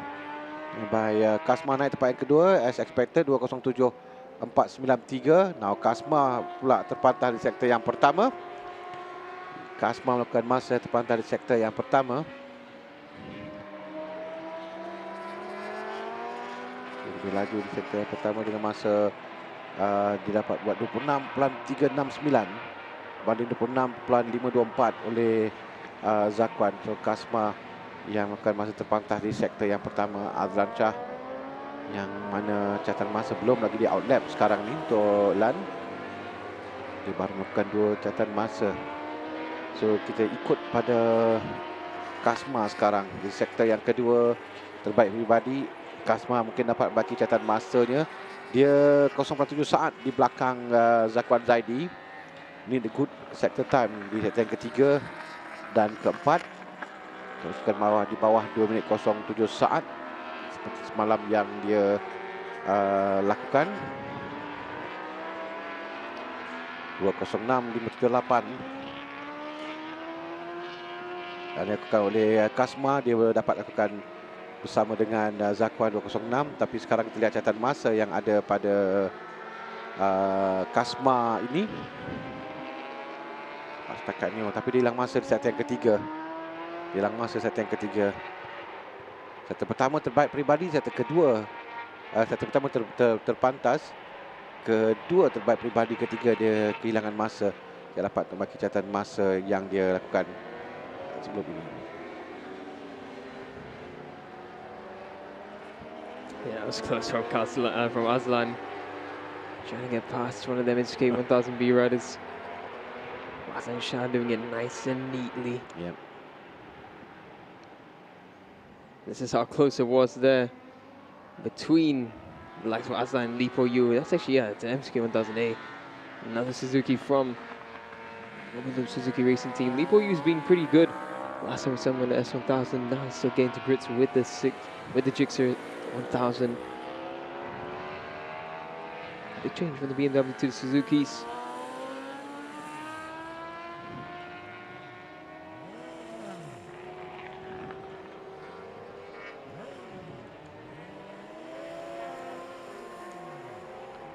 Right now, looking at the lap times for the likes of Azlan Shah. Still waiting for him to complete this lap. They've made some adjustments. Azlan, very experienced. Oh, Azlan looking back and he's backed off from this lap, so no idea what's going on for Azlan. Completely backed off. So that's a strange one from Azlan Shah. If he completed that lap, it would have been a lot quicker, but... Ya, 2.13 bukan masa untuk Azlan. Yeah, I think something happened there. I think right around the last turn, Azlan spotted something wrong in the bike and he decided not to stretch the bike too much, just to save a bit of the bike rather than put it at risk. Mana tu say Daniel semalam waktu Daniel interview Lan lepas dia naik ke podium dalam perlombaan ini. He did say that last race dia rasi tahun lalu. Tapi dia maintain badan dia masih boleh bawa lagi untuk berikan cabaran dalam MSBK ini dengan pelumba yang masih lagi aktif. Yeah, the thing is, Azlan has been keeping up with his fitness better than I've seen it before. So it's really good to see that from Azlan. He's a proper athlete. Yep. And, you know, I think his commitment to the sport for so many years, I think it's been now over 2 decades that he's been here. So, Azlan, I have full respect for him and everything he's done. He's a legend of the sport. Memang dia naik dari bawah, masih ingat lagi Azlan. Dulu lama dia dalam perlombaan Capri di Malaysia dan menunjukkan prestasi yang baik dan juga disiplin yang ada untuk membawa dia jauh ke atas dari juara Asia pergi ke perlombaan Moto2 dalam kejuaraan motosikal dunia. The level yang dia telah pun capai dalam perlombaan motosikal ini suatu yang membanggakan untuk atas cakapan zaman, dan tapi masih lagi dapat berlumba dan still boleh memberikan cabaran kepada pelumba lain. That is something yang suka juga dilakukan oleh mana-mana pelumba, but still can do it. Dia ada pasukan sendiri sekarang ni, tapi dia masih lagi berlumba dan dapat melakukan dan memberikan cabaran catatan yang baik. Telah pun tamat ke checkered flag untuk MSBK 1000. So dengan catatan Zakwan, tak nampak lain catatan masa yang boleh untuk mendapatkan catatan Zakwan dan Zaidi. Best yang dilakukan 206.901 saat by Kasma Daniel, tempat yang kedua 207.493. Dan we have Muhammad Ananta Putra ke 34, Adam Rodin 5 dalam cakapan zaman. 2.13 bukan catatan masa Azlan sebenarnya, tapi dia mungkin sudah cukup di sesi warm up sahaja. Semua Marai di 4 ke 6, 7 Fahmi Abdul Wahab, 8 Abi Hidit Satya Prasad. Dan tempat yang ke-8, tempat ke-8, tempat ke-7 Muhammad Fahmi Abdul Wahab, 8 Abi Hidit Satya Prasad, 9 Tio Yujo, 10 Li Po Yu. Dan mereka belum lagi dah habiskan, ada beberapa pelumba yang akan mengambil checkered flag. By the time that kita ada di diving page, tak menunjukkan mereka boleh untuk perbaiki kedudukan. Lautin Hui tempat yang ke-11, 12 Chow Chi Chuan, 14 Tuku Irfan Afandi, 15 Setiran Naga Raju, 16 Teba Kumaran, 17 Jeff Cheong, 18 Benjamin Wong, 19 TV Jin, 20 Wesley Lim, 21 Chan Chin Rong dan 22 Muhammad Syukri Mansur. Ini keputusan bagi warm up untuk MSBK 1000.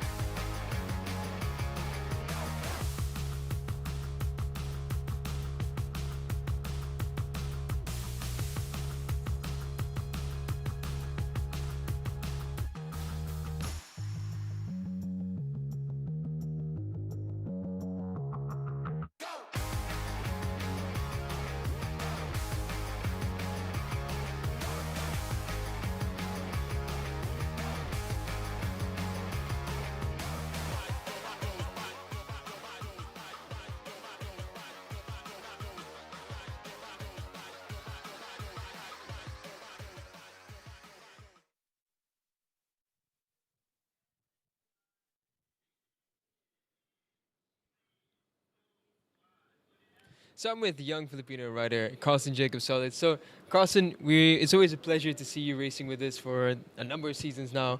But this weekend especially, you're doing something really special. You're doing the Honda Talent Cup and MSBK 250.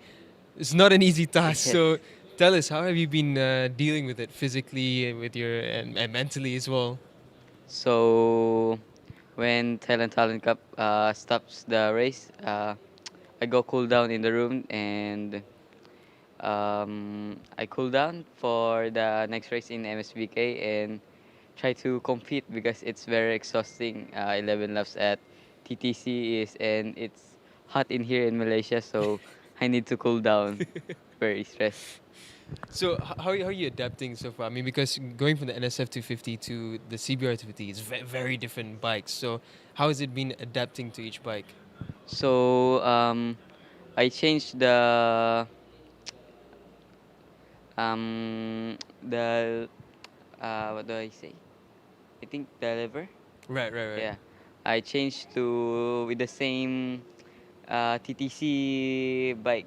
Oh, okay. So I need to adapt it and I need to go one lap for to preserve my mind to in the track because the 250 NSF is so much different than the MSBK one. Yeah. I imagine like trying to switch the mindset. Yes. Okay, I ride the TTC bike this way and then to the CBR 250 this way. It's not easy, is it? Yes. So okay, right now this season you have you're very busy this Yeah. season. You did ARC as well in round one. How was that experience with SEG? So it's very, very fun and thankful to SDG for giving me a chance to race in ARC and I'll see them again this week. So I'm preparing for this week's race also for ARC. Can't wait to see that. It's gonna Yeah. be awesome. How was that experience though? I mean, you're going against Asia's best in the AP 250 level. How was that experience for you? So it's very, very fun for me to race with them because I got improved by step. So I'm getting fast in ARC also, and I wanted to be fast here in MSBK. So I need to go to ARC. So a few of the Asian motorsports fans will know that the Philippines racing is an intense championship. But for those who don't know, tell us what was it like transitioning from the racing in the Philippines in the national championship and then moving over to championships like MSBK and ARC? It's very, very difficult to race in the Philippines because we don't have big tracks because there is a conflict in our racing Philippines. That's why only small track we can use. Right. So okay, now looking at this season, very busy year for you. What are your personal targets for yourself in 2026? My personal target is to compete in Asia Talent Cup and to win also here in MSBK, to win the championship here. So I'm hoping to win the championship, and also here in TTC, I'm hoping to fight for the podium and ARC also. So I think one thing that I love always seeing is that your dad's always with you Yeah. wherever you go racing. So what's it like having your dad by your side always throughout the race? I mean, it's very okay since he comfort me for if I have a bad result. I mean, he don't pressure me so much. So right now for the Philippines we have of course Alfonsi Yes. who's carrying the flag very well. Do you take it as motivation when you see Alfonsi doing what he's doing now? Yes, of course, because we are in the same team, Honda Philippines, and I think he's my inspiration. Yes. So yesterday's race, I would say, difficult race for you. Yeah. Is you had a bike with a different category as Yeah. well in the battle between yourself and Kabilesh. But you did well in your own right. Yeah. The lap times seem to be coming very well. So race 2 today, what have you done different to the bike? We changed some. We changed some of the bike. We changed the machines. I mean, the sprocket because the bike is a little, but I think my team already fixed it. So I'm hoping to fight for the win in race 2 also.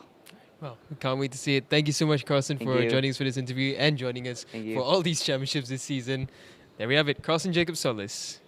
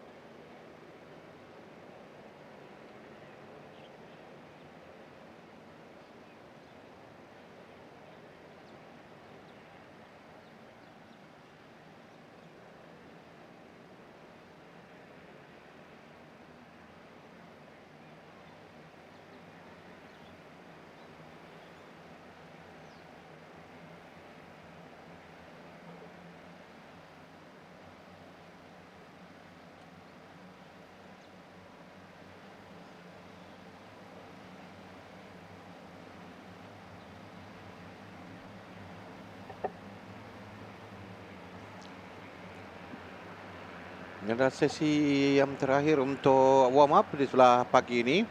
Berjaya sampai Yamaha R15M Race Elite. 10 minit masa diberikan pada mereka untuk melakukan warm up. Sebelum kita akan saksikan perlumbaan yang pertama pada hari ini jam 12 suku tengah hari. Malam bermula jam 12.40, hari 12.15 bagi individu Honda Talent Cup. Perlumbaan yang kedua 11 lap untuk perlumbaan itu nanti.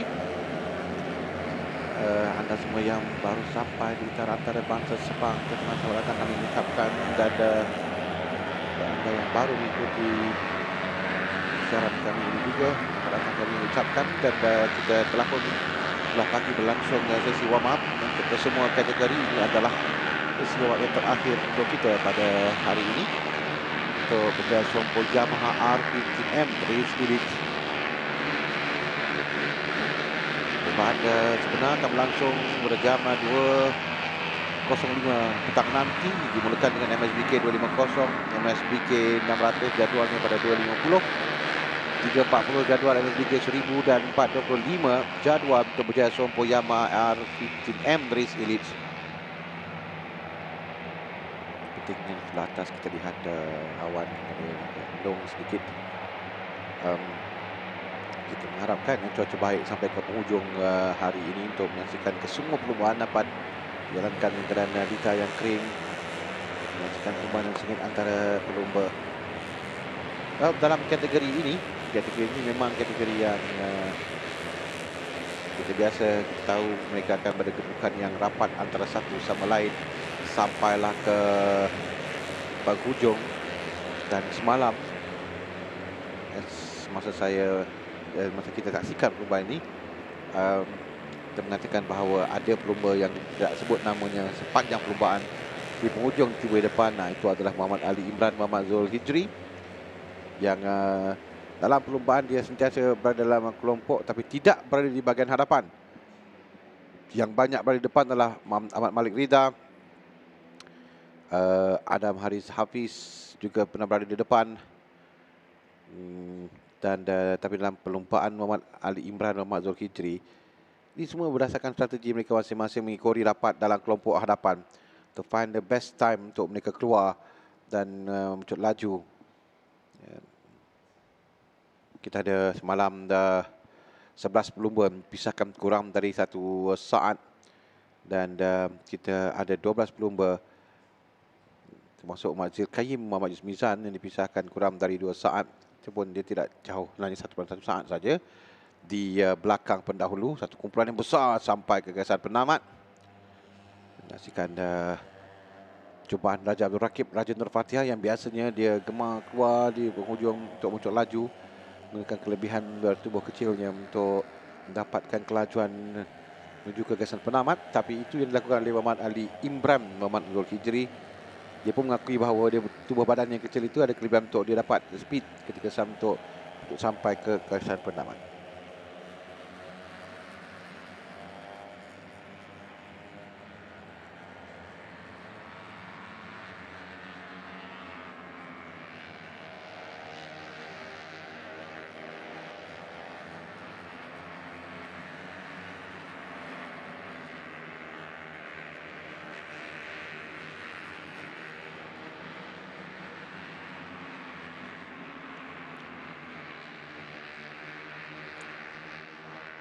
Itu kedudukan sekarang ini di Lita. Kita dapat lihat catatan masa Ahmad Malik Reda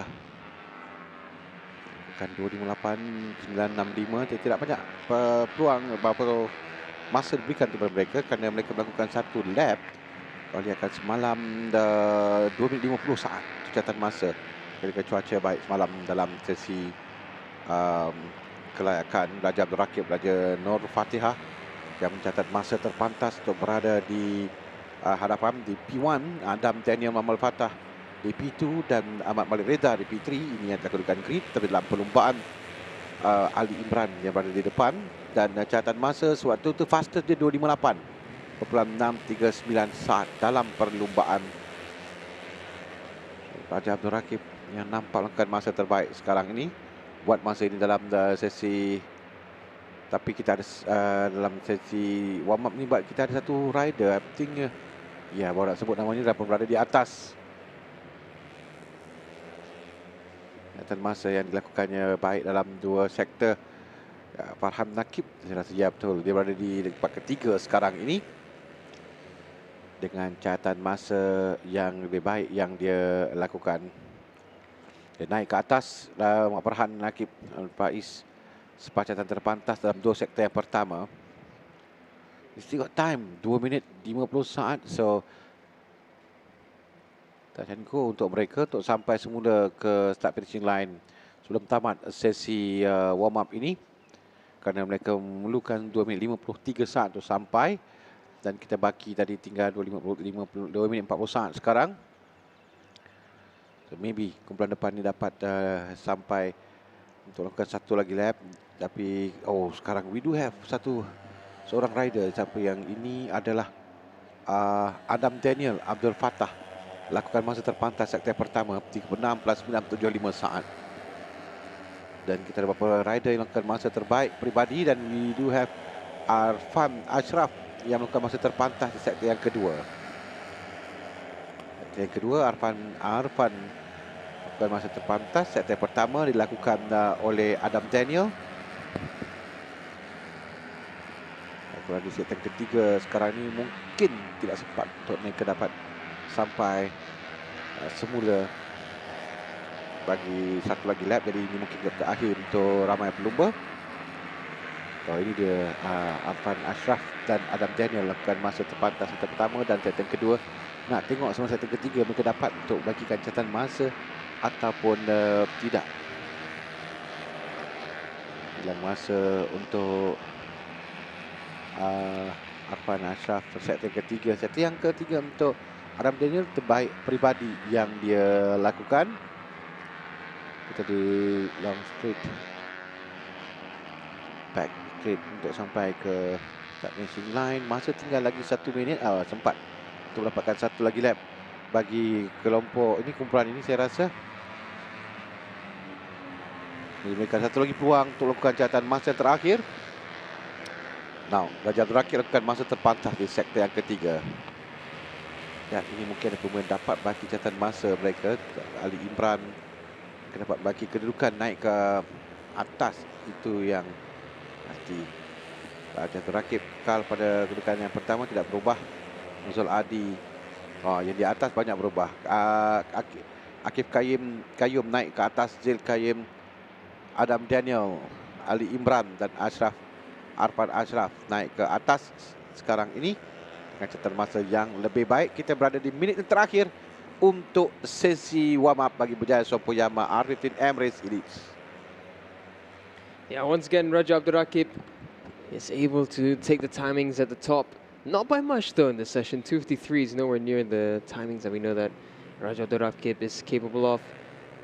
Ali Imran, yesterday's race winner, currently sitting down in 5th with a 254.493. Mission Race is not involved in today's sessions due to being unfit, declared unfit after yesterday's incident at turn 7, unfortunately. So a speedy recovery to Mirshan, and we hope to see him back soon. Arfan Ashraf doing a decent job in this session. Adam Daniel once again finding the pace, finding the rhythm. The front group, the leading group now, however, hasn't been lapping at its fastest. Again, it is warm-up, so I'd imagine that in their heads it's just get the bike around, don't do anything funny. Just go step by step and find a little bit of warmth, which Sepang has absolutely plenty of. It's going to be an interesting day, day 2 of the MAM Malaysian Superbike Championship.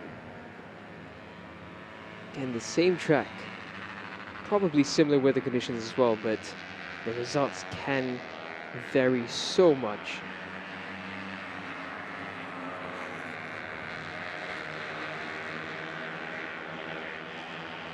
Checker flag is out, so once this group comes across the line, we will have the conclusion of the Berjaya Sampo Yamaha R15M Race Elite's warm-up session. Before we head to our lunch break, we will have the Idemitsu Honda Talent Cup Race 2, 11 laps of the Idemitsu Honda Talent Cup to come. That will happen at 12:15. So that's just another 49 minutes to go. So not much longer, so stay tuned if you want to catch some really hot action. Apologies for my maths, it's 39 minutes to go. Adam Daniel there backing off from this lap. Ali Imran on the inside here at turn 15. Maybe just a bit of rehearsal for what's going to happen later in race 2. Yesterday's tactic worked brilliantly for Ali Imran, getting the toe down to the line and ultimately winning the race. Ali Imran is a talent to look out for. Raja Abdurraqib was actually on a really hot lap, but he backed off. Across the line, no real improvements. Everyone's just more or less maintaining where they were on the previous lap. Do we have any more shifts in position? We do. I think Sheikh Muhammad Ishraf has gone up into third with a 253.9. So not a record-breaking session, not really the quickest session either. But then again, it is just warm-up. We have the race later on in the evening. And not too long after this, 30 plus minutes to go. And we will have a really hot race to come. The race 2 of the Idemitsu Honda Talent Cup. For now, there's a good view of the Sepang Industrial Park. And this is the results for the warm-up for the Bajaj Sompo Yamaha R15M Race Elites. Raja Abdurraqib, Raja Nur Fatiha, fastest. Akif Qayyum Rosfendi, second. Third is Sheikh Muhammad Ishraf. Fourth is Muhammad Zulqaim.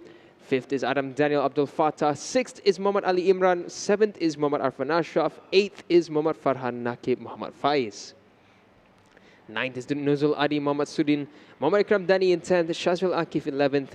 12th is Muhammad Afiq Shazani. 13th, Ahmad Malik Rida. 14th is Muhammad Alif Muhammad Hafiz. 15th is Muhammad Arif Darwisi. 16th is Said Adam Zakwan. 17th, Adam Haris Hafiz. 18th, Mbok Danish.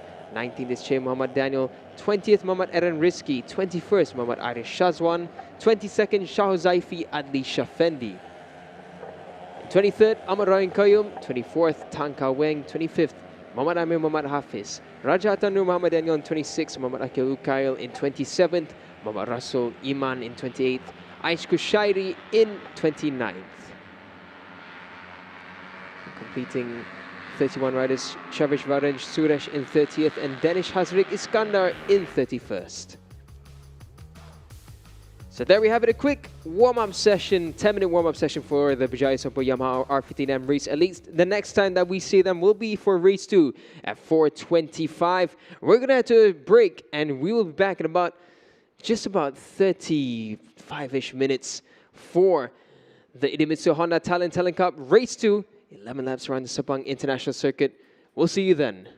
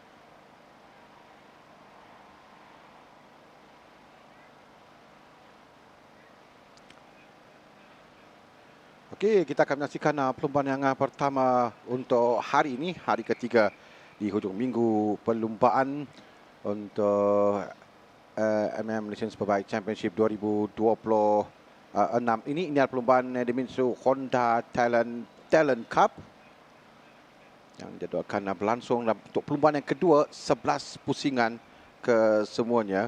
Untuk perlumbaan pusingan yang kedua ini, setakat ini cuaca baik yang kita lihat sesuai untuk perlumbaan, dan semalam dalam perlumbaan ini dimenangi oleh Pongkun Amnoy dari Thailand yang menewaskan Rizky Yusof Hermawan pada tempat yang kedua, Tachin Inapai dari Thailand tempat yang ketiga dalam perlumbaan. Abimanyu Bintang Permadi berada di kedudukan tempat yang keempat. Kita akan lihat kedudukan grid di perlumbaan ini. Rizky Yusof Hermawan yang berada di kedudukan petak utama dalam perlumbaan.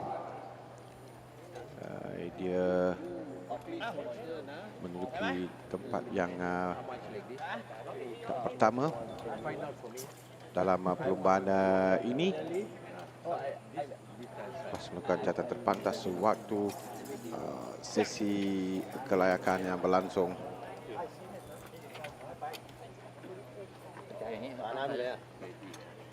Lihat juga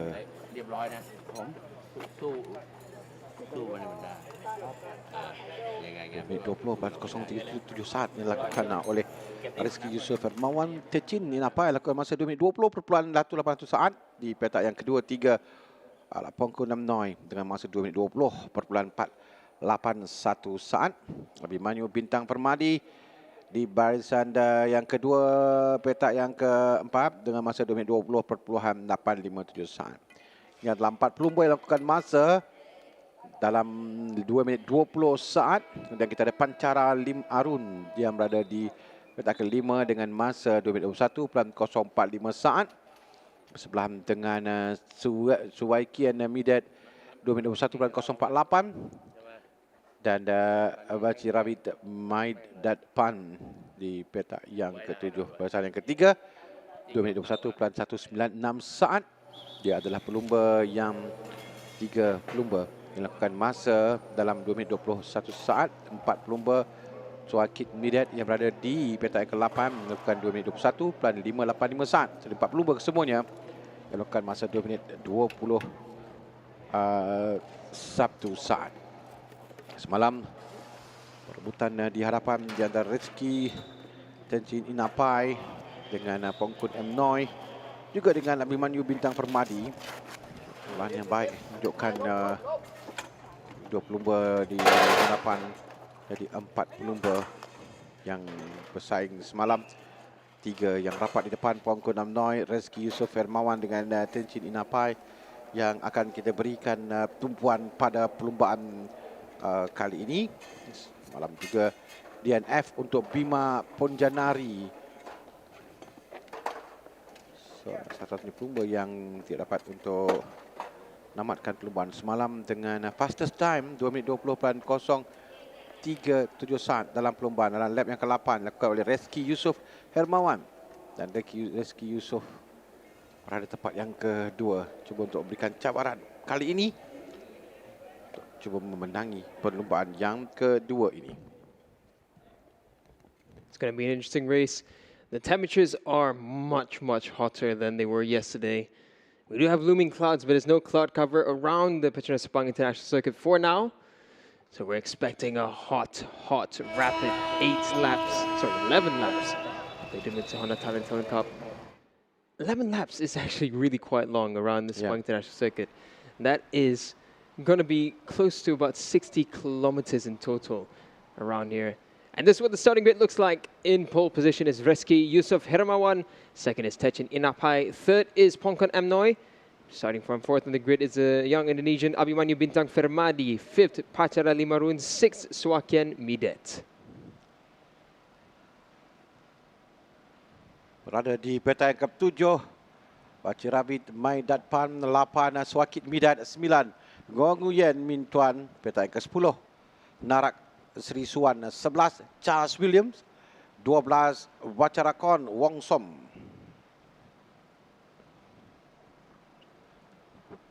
In row 5 from 13th is the young Filipino Carlson Jacob Solis. 14th is Muhammad Hazik Nafal Muhammad Adam. 15th is Ronald Galzotti. And at 16th is Bima Pojanari.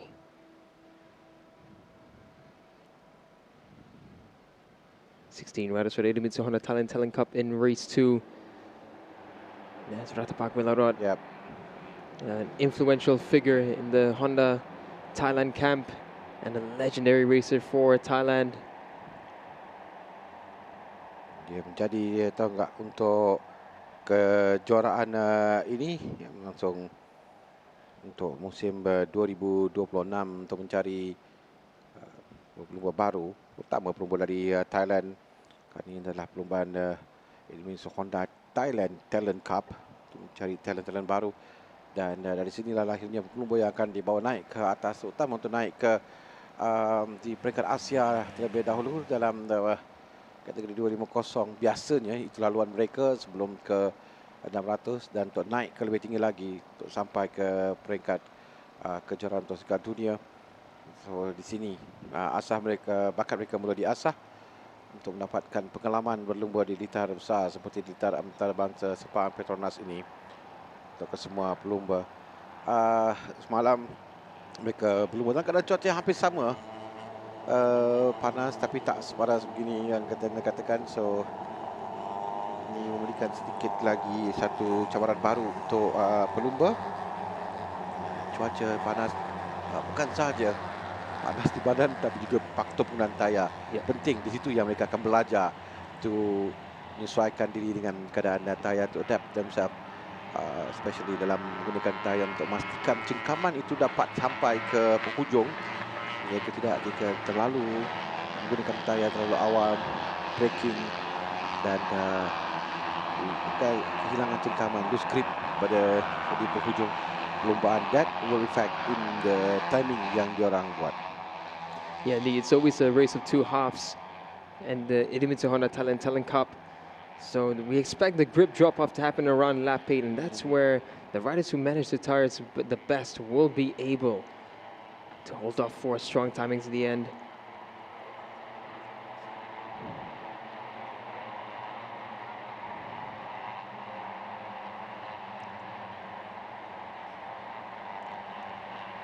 So right now the riders come around turn 15.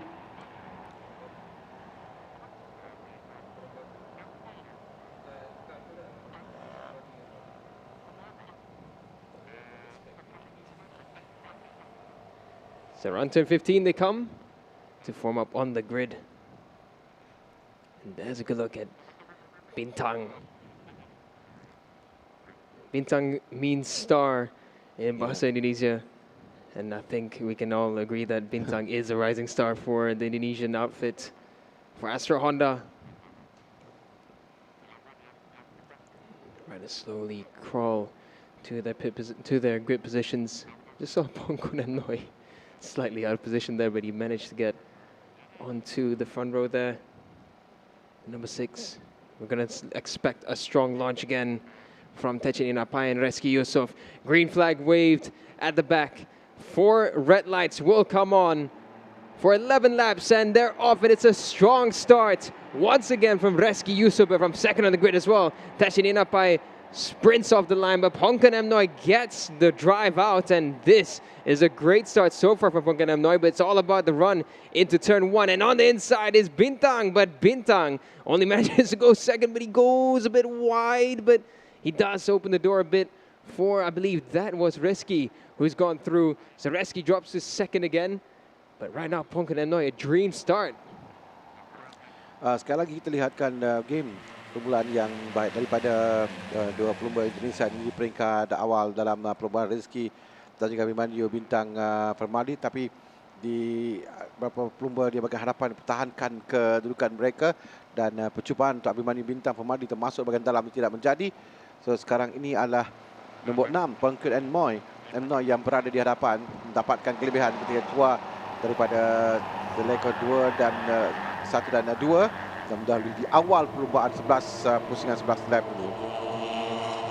Maka akan bermula dengan satu kelompok yang agak besar sebelum nanti kita akan lihat dia pelumba di depan, terutama 4 pelumba di depan ini akan cuba untuk melarikan diri untuk break dan berada dalam satu kelompok yang pertama di hadapan. Oh, there's a nice move there by Reski Yusof. He's trying to make this move early. Reski Yamaha, and he does make that move stick at turn 9. Blocks the line as well going into turn 10. But on the outside, oh, that was close from Pokananoy. But Reski holding his line well. Reski is one of those riders who just rides his line so cleanly and is just so confident to hold on to it. And that's what makes him hard to overtake. Reski trying to make a bit of a gap as they roll into turns 12 and 13. But I think we can expect a larger group this time round. Yeah. There will be adjustments that has been made for these riders. And oh, Reski on the limits of the rear tire there. Maybe just not up to operating temps yet. Reski with a bit of warning at the exit of turn 14. Right now as they roll down the back straight for the first time in race 2. Bintang got the slipstream, slides the rear slightly into turn 15, and he gets the line. But will he hold on to it across the line to lead the first lap? And he does. Bintang, what a good opening lap this has been from Bintang. But remember, his weak spot was when they reached about 70% race distance. That's when we started losing Bintang. Ya, Will it be different?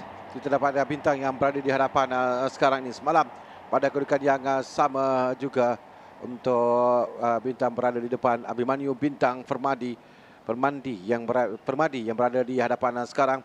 Tapi dia diekori rapat oleh lain-lain Apru akan berikan tekanan kepada Abimanyu Bintang itu di belakangnya.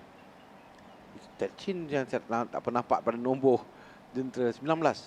Ya, Techin yang sekarang berada di hadapan. Ya, Techin Inaptai yang telah pun naik ke tempat yang kedua sekarang. Ketika sampai di kawasan penamat tadi, dia berada di tempat yang keempat bagi Techin. Dan sekarang ini Techin dan Bintang Abimanyu Bintang Permadi yang cuba menjarakkan diri berada di depan. Dua pelumba ini meninggalkan lain-lain pelumba di awal di lap yang kedua. Yeah, Techin and Abimanyu, they were the fastest throughout the first sector. So it looks like as right now they're trying to make a break for it. But it's all about putting in a really strong second and third sector. So far, second, third sector not that much different from the rest of the group. So they will catch up behind the two at the front. But now Bintang still in the lead. And it looks like Techin's looking for a move into turn 9. He doesn't get it, but on the inside there was Pongkanem Noi cleanly down at turn 9. We're going to see this many times throughout the remaining 10 laps. Turn 9 is a prime overtaking spot. Turn 11 is one where you have to be quite brave to set it on the inside, but many riders do try. And right at the number 6, Pongkanem Noi, he's trying to close the gap to the riders in the front, but right now they are holding that gap quite well. But there comes Pongkanem Noi. He's closing in at turn 14. That's a very nice roll into there. Onto the back straight now. Bintang still holding on to the lead. This is a good second lap from Bintang. Ya, setakat ini dapat mengekalkan kedudukan di hadapan. Walaupun diberikan tekanan, nampaknya di belakang itu adalah nombor 6 mengikori Pongkanem Noi yang telah pun rapat dengan dua pelumba di depan. Tidak mahu membenarkan dua pelumba depan lari jauh. Jadi kembali kepada satu grup yang besar sekarang ini. Dia masih bertahankan Abimanyu Bintang Permadi sampai ke gasan pertama di tempat yang pertama. Techin Naptai, Pongkanem Noi, Reski Yusof Hermawan sekarang di pada tempat yang keempat. Baci Rabit Maidapan dengan Suiken Bidat serta Suakit Bidat diberikan 6 dan 7. Kalau lihatkan kedudukan mereka antara satu sama lain agak rapat juga. Dengan kita ada 8 pelumba yang dipisahkan, 9 pelumba dipisahkan kurang dari 2 saat antara mereka. Ini kelompok dia akan dapat satu insiden yang Ronald Galzotti. Oh, what a horror weekend this has been for the Filipino. Yesterday with the issue on the grid, and now a crash at turn 15. Poor old Ronald. Hopefully another better round coming in for him. Bintang had a bit of an error there at turn 1 earlier when he flipped into turn 2. He lost his footing, and that's how Techin closed the gap immediately, and the rest behind them starting to creep up behind as they roll through turn 6. Right. Ya, tadi kita lihat satu kelompok yang besar dan ada 9 pelumba kedudukan kurang dari 2 saat. But now still they start to see dia ada jarak antara pelumba. Antara 2 pelumba, ada 4 pelumba di depan ini. Di tengah-tengah tu nombor 17 tak silap ialah baca Rabit Maidat Pan yang berada di tengah sebelum ada 3 pelumba lagi yang berada, ada jumlah yang berada di belakang. Pada the top 4 semalam yang ini juga yang kita lihat mula untuk melarikan diri sedikit, tapi yang kelima mulai rapat dengan mereka sekarang. Abimanyu Bintang Permadi yang bermula dengan begitu baik di awal perlumbaan, masuk di lap yang ketiga dengan dia mempertahankan kedudukan di hadapan. Yeah, I think the concern here is that Bintang, he's been pushing at the front for quite a while now. That might eat into his tires, and he might not have much tires left for the last few laps, which is going to be the most crucial part of this race. Oh, aggressive on the inside to rescue Yusuf. He does a double, but he gets switched back on the inside again. Pongkun and intention responding immediately, and Resi goes back to fourth. But yeah, this is concerning for Bintang. Unless he can pull a proper gap and you have a sizable lead, he might run into tire issues at the end. It is really scorchingly hot here at the Sepang International Circuit. On the inside there, Reski Yusof does another double overtake into turn 1, and he makes this one stick this time, and he moves up into second, and he's going to try and stick with Bintang. Maybe in Reski Yusof's mind, it's all about getting Bintang and himself away from the pack behind them, but it's not going to be easy. It's a one-make race all on the NSF 250Rs. Techin has just set the fastest lap in this race in the previous lap. It looks like Reski's playing a bit of a defense, trying to help Bintang escape from the group behind, but look at the pressure that Techin is putting on them. Satu kelompok yang agak besar di hadapan sekarang ni, kedudukan yang rapat antara pelumba. To have 5 pelumba yang rapat, 6, 7, 8, 9 tu tidak begitu jauh di belakang mereka. This is where sedikit kesilapan saja akan menyebabkan mereka kehilangan tempat kerana kedudukan pelumba di belakang agak rapat juga. So we do have 9 riders tadi, saya katakan kurang pada 2 saat memisahkan mereka, tapi lebih penting di hadapan top 4 yang kedudukan kurang dari 1 saat antara mereka.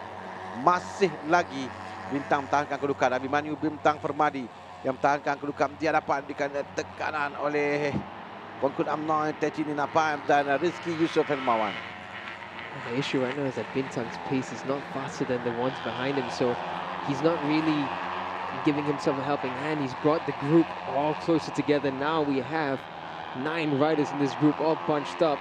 So again, it's a race of 2 halves. It's going to be about the final 3 or 4 laps. Oh, on the inside, I think that was Pongkun Amnoy sent it on the inside at turn 14. That was nicely done by Amnoy.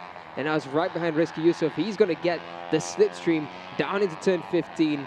And once again, Reski Yusuf is going to have a lot of work to do to try and help Bintang defend that lead as it is. On the inside, there goes Pongkun Amnoy. But oh, Reski is just so strong on the brakes. We see it always at turn 1, but Amnoy does get the inside line. Super wide by Techin Napai. Super bumpy on the outside of the curbs there at the exit of turn 15. And Bintang still holds on to first place despite those riders having slipstream behind him. On the inside, that's an aggressive overtake by Pongkun Amnoy, and he made it stick. Cara Lim Arun melakukan masa terpantas tadi demi 20.371 saat, dan pilih berada di tempat yang ke-7 dalam kumpulan ini. Masih lagi Abimanyu Bintang Permadi yang mendahului perlombaan, tapi perhatikan begitu rapat sekali di belakang. Nombor 6 itu Pongkun Amnoy. Rizky Yusuf juga berada di situ, cuba untuk mendapatkan 2 podium untuk pelumba Indonesia kali ini. Pas malam dia gagal untuk menaiki podium. Abimanyu Bintang Permadi, tapi Rizky ada di atas podium semalam, dan sekarang itu yang mereka cuba lakukan, tapi tekanan yang diberikan kali ini kelompok agak besar. Dan semalam kita ada satu kelompok depan 4 pelumba, itu pun 3 yang rapat, kerana selepas itu kita dapat lihat Bintang ketinggalan sedikit. Dan sekarang inilah kedudukan yang rapat antara kelompok di hadapan ini. Ini perebutan top P1, 9 pelumba kesemuanya. Cuba dari dalam untuk masuk. Di ekor 9 tidak menjadi untuk Pongkun Amnoy, dan dia paksa kekal tempat yang kedua. Sekali lagi dia cuba di bahagian dalam pula. Kali ini slingshot yang dilakukan, tapi dapat ditutup dengan baik oleh Bintang yang tahankan kedudukan, sekali lagi cubaan dan sekali lagi dapat ditutup oleh Abhimanyu Bintang Permadi. I must say Bintang, 4 laps in, he's been riding this race beautifully. But on the inside, that's an aggressive move by Pongkan Amnoy. Completely block passes Bintang into turn 14. And Bintang now, he has to go in attack mode. He takes a look behind and realizes there are 7 more riders behind him. So Bintang, a lot of work to do. But one thing that I've noticed about Bintang, his braking into the hard braking zones has been so smooth. Everyone else, you can see a bit of chatter from the front, but Bintang has made it so silky smooth. Not so smooth this time into turn 15. Oh, Swakian Midat goes super wide. Makes a mistake on the braking. Bintang regains the lead ahead of Pongkan Amnoy. But you can believe that Pongkan Amnoy will try going into turn 1. See the pit boards there, held by the mechanics. Bintang now is going to try and brake later into turn 1, and he does make a stick. Reski Yusuf, oh, Pongkan Amnoy on the outside of turn 1, tries to go in. Oh, that was close from Swakian Midet. He's lucky to not have clattered into any of the rear tires there. Bintang still regains the lead. There was a lot of pressure on Bintang from Pongkan Amnoy. Now they roll into turn 4. This is uphill and then a hard braking zone before the long flowy turns to turn 5 and 6. Now we're just about to cross into halfway of this race distance. Reski Yusuf once again maintaining in the top 3 behind Amnoy. Reski's going to think about launching himself on the inside of Amnoy at turn 9. For now, Bintang still managing this race very well. But again, the question is going to be for the next few laps, does he have enough life in those tires?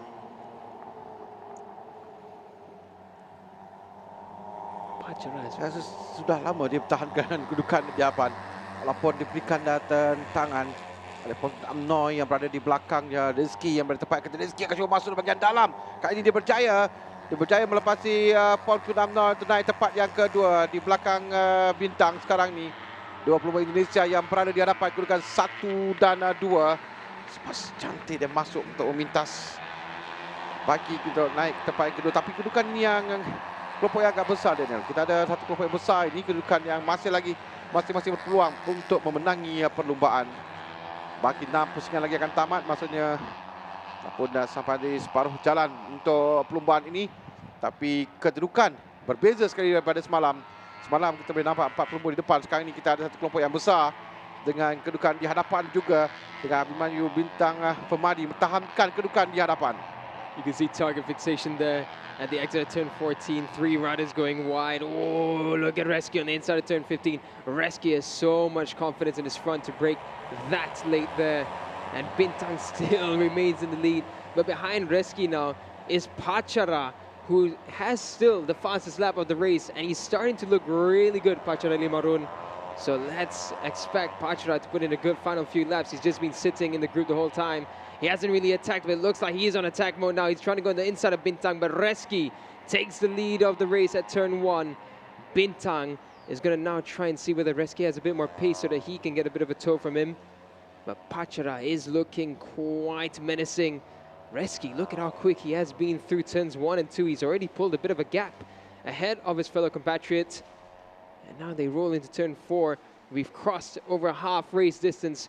Less than 5 laps remaining now. Oh, on the inside, Amnoy tries to go on the inside of Pachara, but was unable to make that one stick. For now, Bintang and Reski, they run the show at the front. Reski will be hunting for a race victory. Yesterday, he was so close, but just at the end, unable to find that jump into first. Bintang, look at the drive that Bintang got out of turn 6. He goes on the inside of Reski at turn 7. Bintang is going super aggressive, and he has his sights on a victory. So Bintang back into the lead, followed by Reski Yusuf, followed by Pachara. And look at that, the number 6 Pongkan Amnoy. He's going to send it on the inside of turn 9, and he does make it stick. Reski Yusuf stuck on the rear wheel of Bintang right now as they roll into turn 10, the long right-hander. And there's going to be another long, fast flow into turn 11. Dan yang berbeza semalam, jika ada Bintang kali ini yang agresif berada di hadapan, tahankan kedudukan.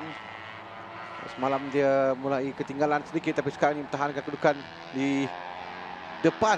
Dia berada 1, 2, 3, 4, 5, 6, 7, 8, 9. Masih lagi 9 pelumba. Terutama di hadapan yang terlihat masih boleh ada peluang.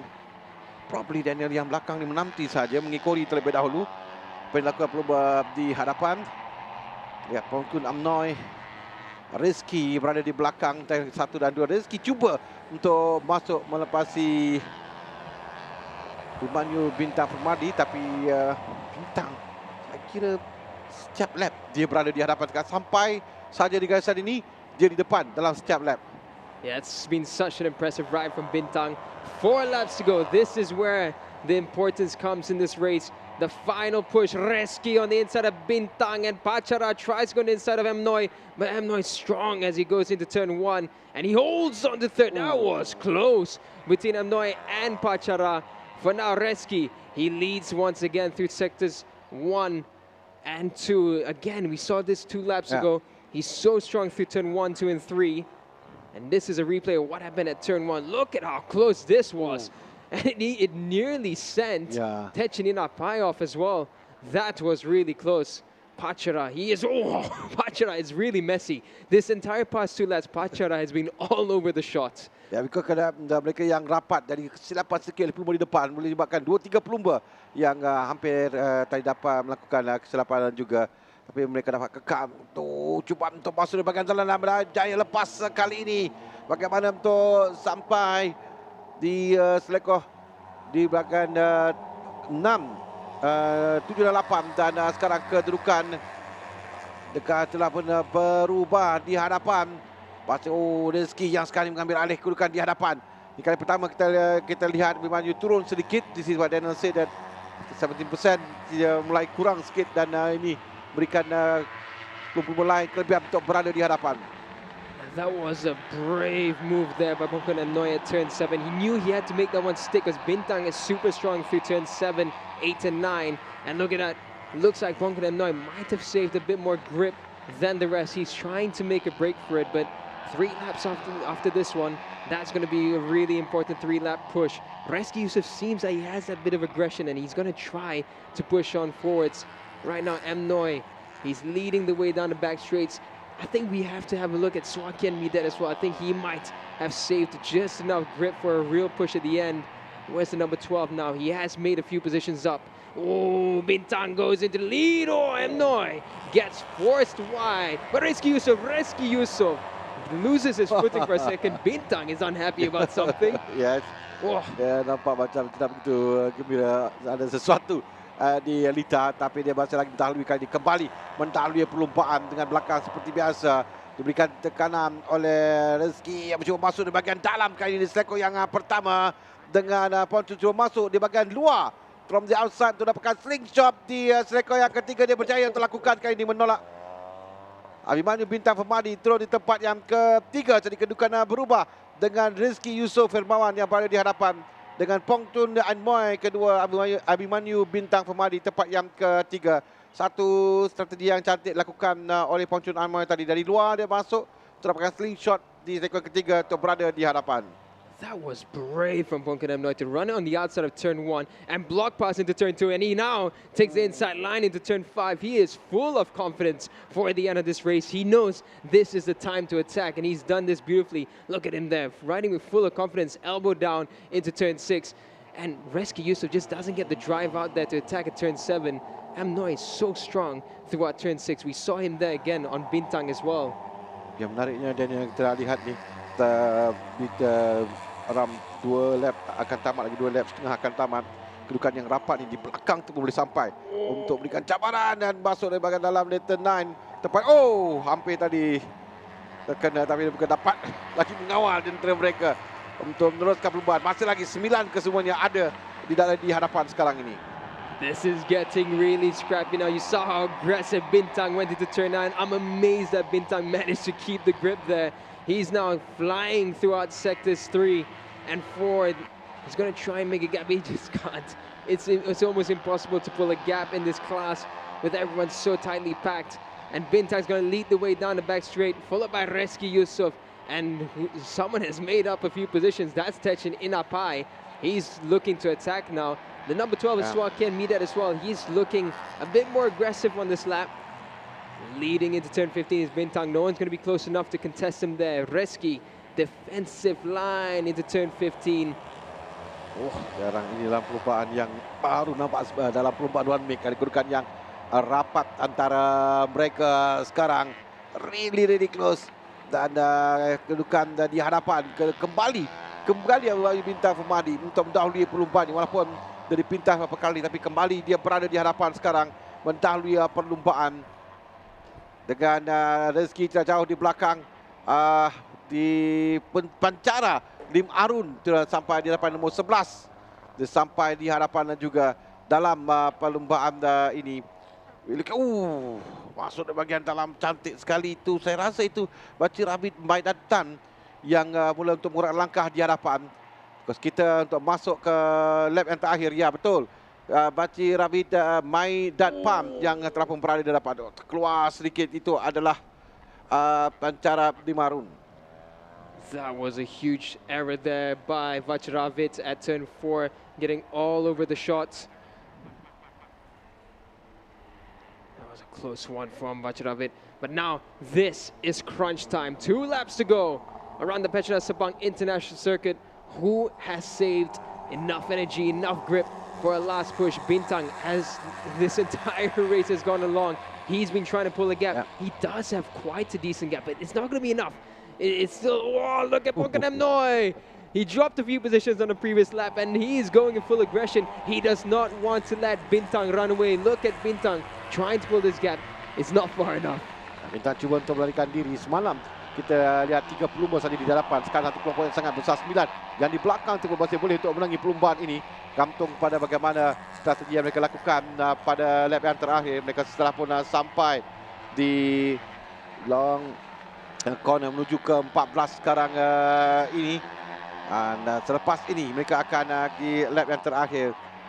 Pamkum bermain Bintang dia berada di hadapan. Rezeki Yusof Tetin Cirabit Suakin dengan pancara 7 yang teratas, tapi depan telah berubah. 13 yang berada di depan bermain Bintang Femadi yang berada di depan dalam kedudukan keseluruhan. Ini meletakkan Pontum di hadapan dengan 45 mata.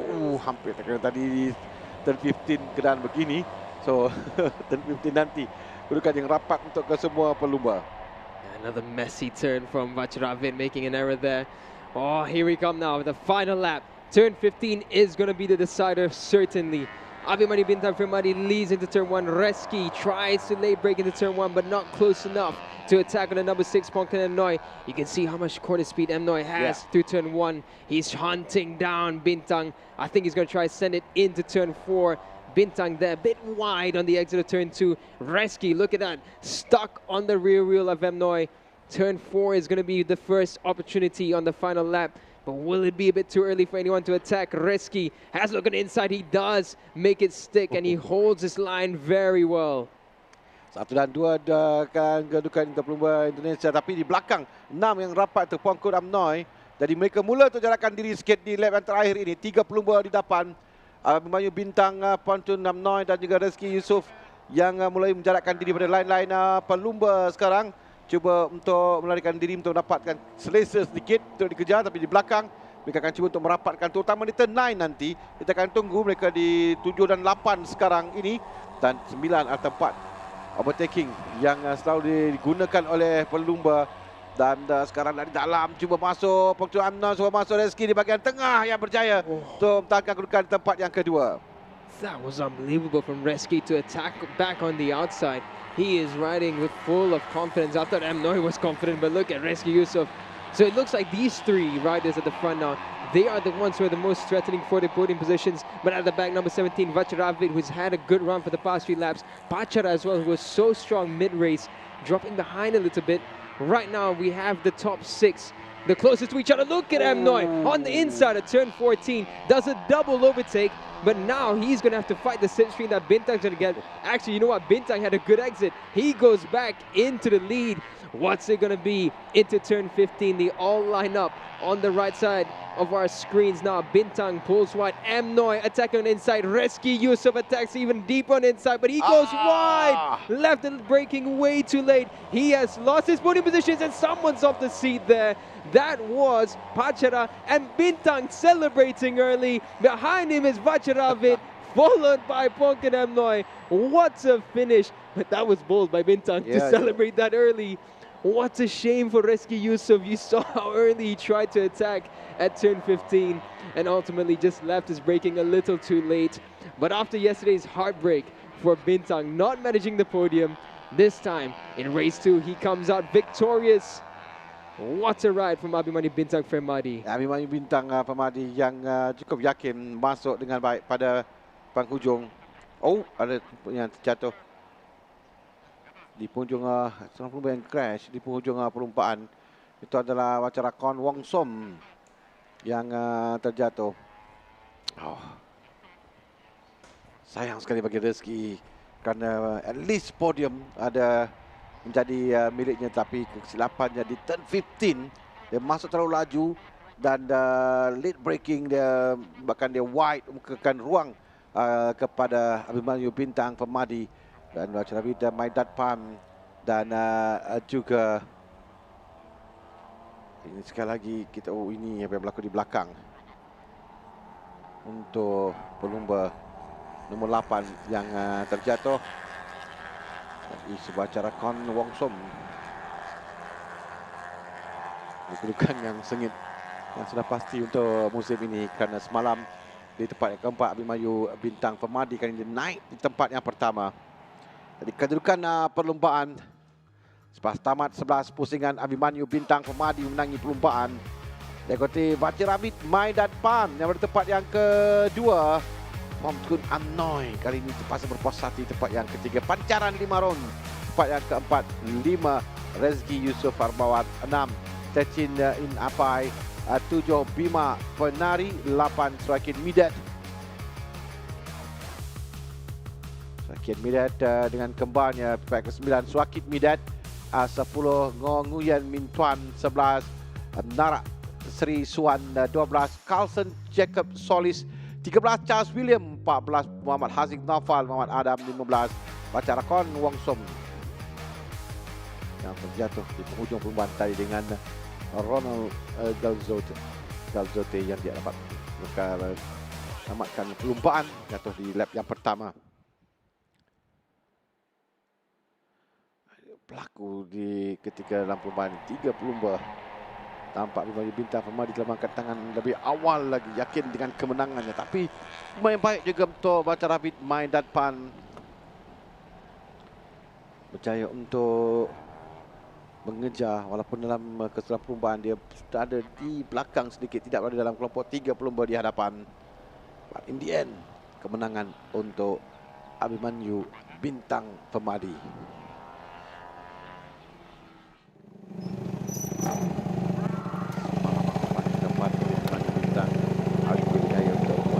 Perlumbaan tempat yang pertama.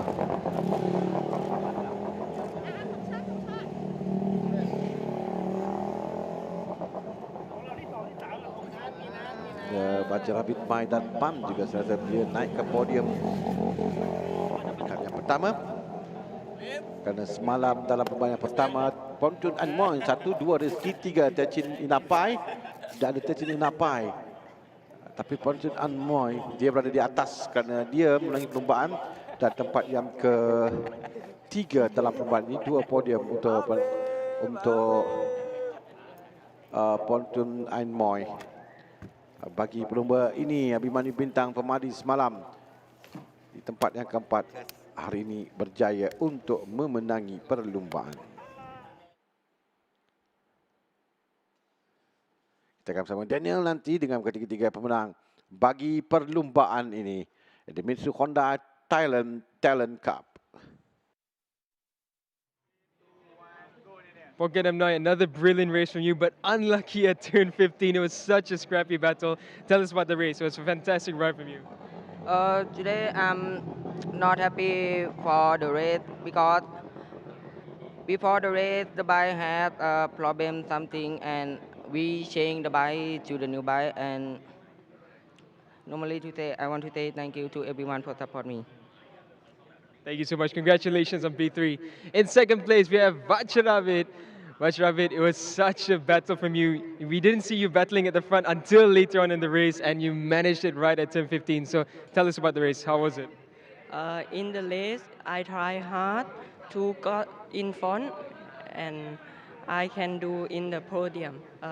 Last race, my gear cannot, and I drop the position. Yeah. And I want to thank you, Thai Honda Racing Thailand, and my coach, Ekalat, and I want to thank you, my family. Yeah. Thank you so much. Congratulations to you. And race winner and race 2 for the Idemitsu Honda Thailand Talent Cup, Abimanyu Bintang Firmandi. Bintang, you were riding such a fantastic race, leading almost every single lap. And at the end, you found the way again. Tell us about this race. It was fantastic. Yeah, this year, first time winner in this year. Yeah, I want to say thank you to my team, sponsor, manager, coach, my family. Yeah, thank you. This papa, mama, ini buat papa sama mama. Thank you so much, Bintang. Congratulations to you.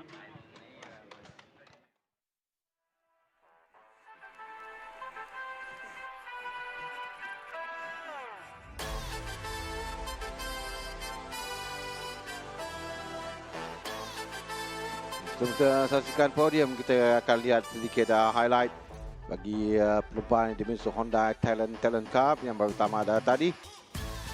Peringkat awal kita dapat lihat bagaimana permulaan yang baik ditunjukkan oleh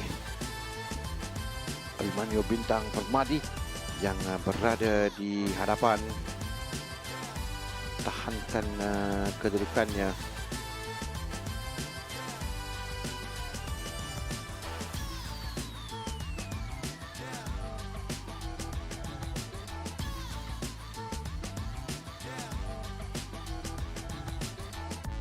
Berada di hadapan, dan ketika ini kita ada 9 pelumba yang bersaing di hadapan. Tapi Bintang sentiasa mempertahankan kedudukan di depan. Kita dapat lihat Pontian Amnoy yang memberikan tekanan di hadapan. Itu juga dengan Rezeki Yusof Hermawan yang beberapa kali berjaya untuk melepasi mengatasi Abimanyu Bintang Permadi. Tapi Bintang Permadi berlumba dengan betul baik hari ini, mempertahankan kedudukan di hadapan. Tidak benarkan pelumba di belakang yang berada di depan. Tapi nanti kita lihat kemunculan pelumba nombor 17 yang telah sampai di depan. Macam Rabit Main dan Pan, dan pancaran di Marun yang berada di belakang juga. Di penghujung mereka mulai sampai di hadapan. Karena tadi kita katakan bahawa walaupun dalam perlombaan ini kita nampak pelumba di depan, 3 pelumba yang diberikan tumpuan Fortune Moy, Rezeki Yusof dan Abimanyu Bintang Permadi, tapi lain-lain pelumba di belakang juga boleh sampai ke hadapan kerana kedudukan mereka tidak jauh. Kurang dari 2 saat antara 1 dan tempat yang ke-9. Dan di final lap kita dapat lihat bagaimana Permadi Bintang yang mempertahankan kedudukan di hadapan, tapi tidak akan berani oleh Rezeki Yusof dan juga Fortune Amnoy. Ketika ini dapat 2 double overtaking menuju ke sektor 14 untuk Rezeki yang berada di depan, tapi itu sangat lewat untuk breaking point, dan dia wide dan memberikan kemenangan kepada Abimanyu Bintang Permadi di tempat yang pertama. Dengan tumpuan podium bagi MAM Malaysia Superbike Championship 2026 untuk Idemitsu Honda Thailand Talent Cup. From Thailand, Vaishnavi Maidappan. And your race winner from Indonesia, Abimanyu Bintang Permadi. And now to present the winners' trophies, we would like to invite Mr. Alex Promprapra, President of Thai Honda pelumba Indonesia di atas podium, tapi bukan tempat pertama. Hari ini pelumba lain dari Indonesia yang berada di tempat yang pertama. Mr. Alex Promprapra, Presiden of Thai Honda Company Limited, menyerahkan trofi kepada pelumba di tempat yang ketiga, Pontian Anmoy. Podium keduanya semalam, pertama hari tempat yang ketiga. Tempat yang kedua, mencerabit main datpan yang dari belakang muncul di penghujung perlumbaan untuk naik tempat yang kedua. Abimanyu Bintang Firman di sebelah tempat keempat hari ini berjaya memenangi perlumbaan. And I would like to invite Mr. Alex Prabhapa to take a photo with our race winners, as well as Mr. Luc Devassin, as well as Mr. Makado Tamada,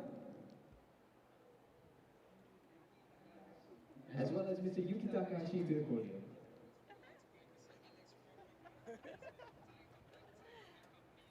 Ladies and gentlemen, give another big round of applause for the Idemitsu Honda Thailand Talent Cup Race 2 winners.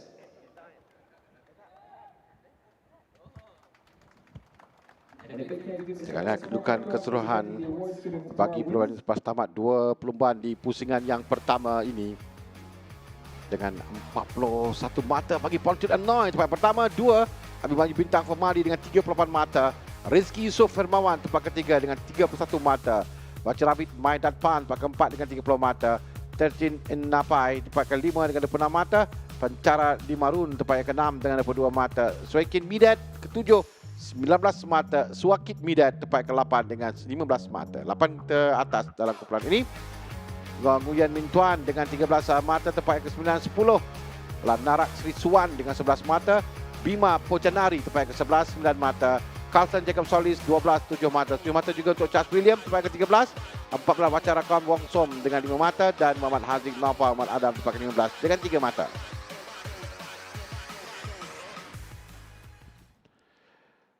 Okey, tamat sesi di sebelah pagi pada hari yang terakhir untuk perlumbaan. Bagi perlumbaan MAM Malaysia Superbike Championship 2026 di sebelah petang nanti. Jam 2 petang kita akan bertemu sekali lagi untuk perlumbaan MSBK 250, MSBK 600, MSBK 1000 dan berjaya sompo Yamaha R15M Race Elite. Kita berehat ketika kembali jam 2 petang nanti.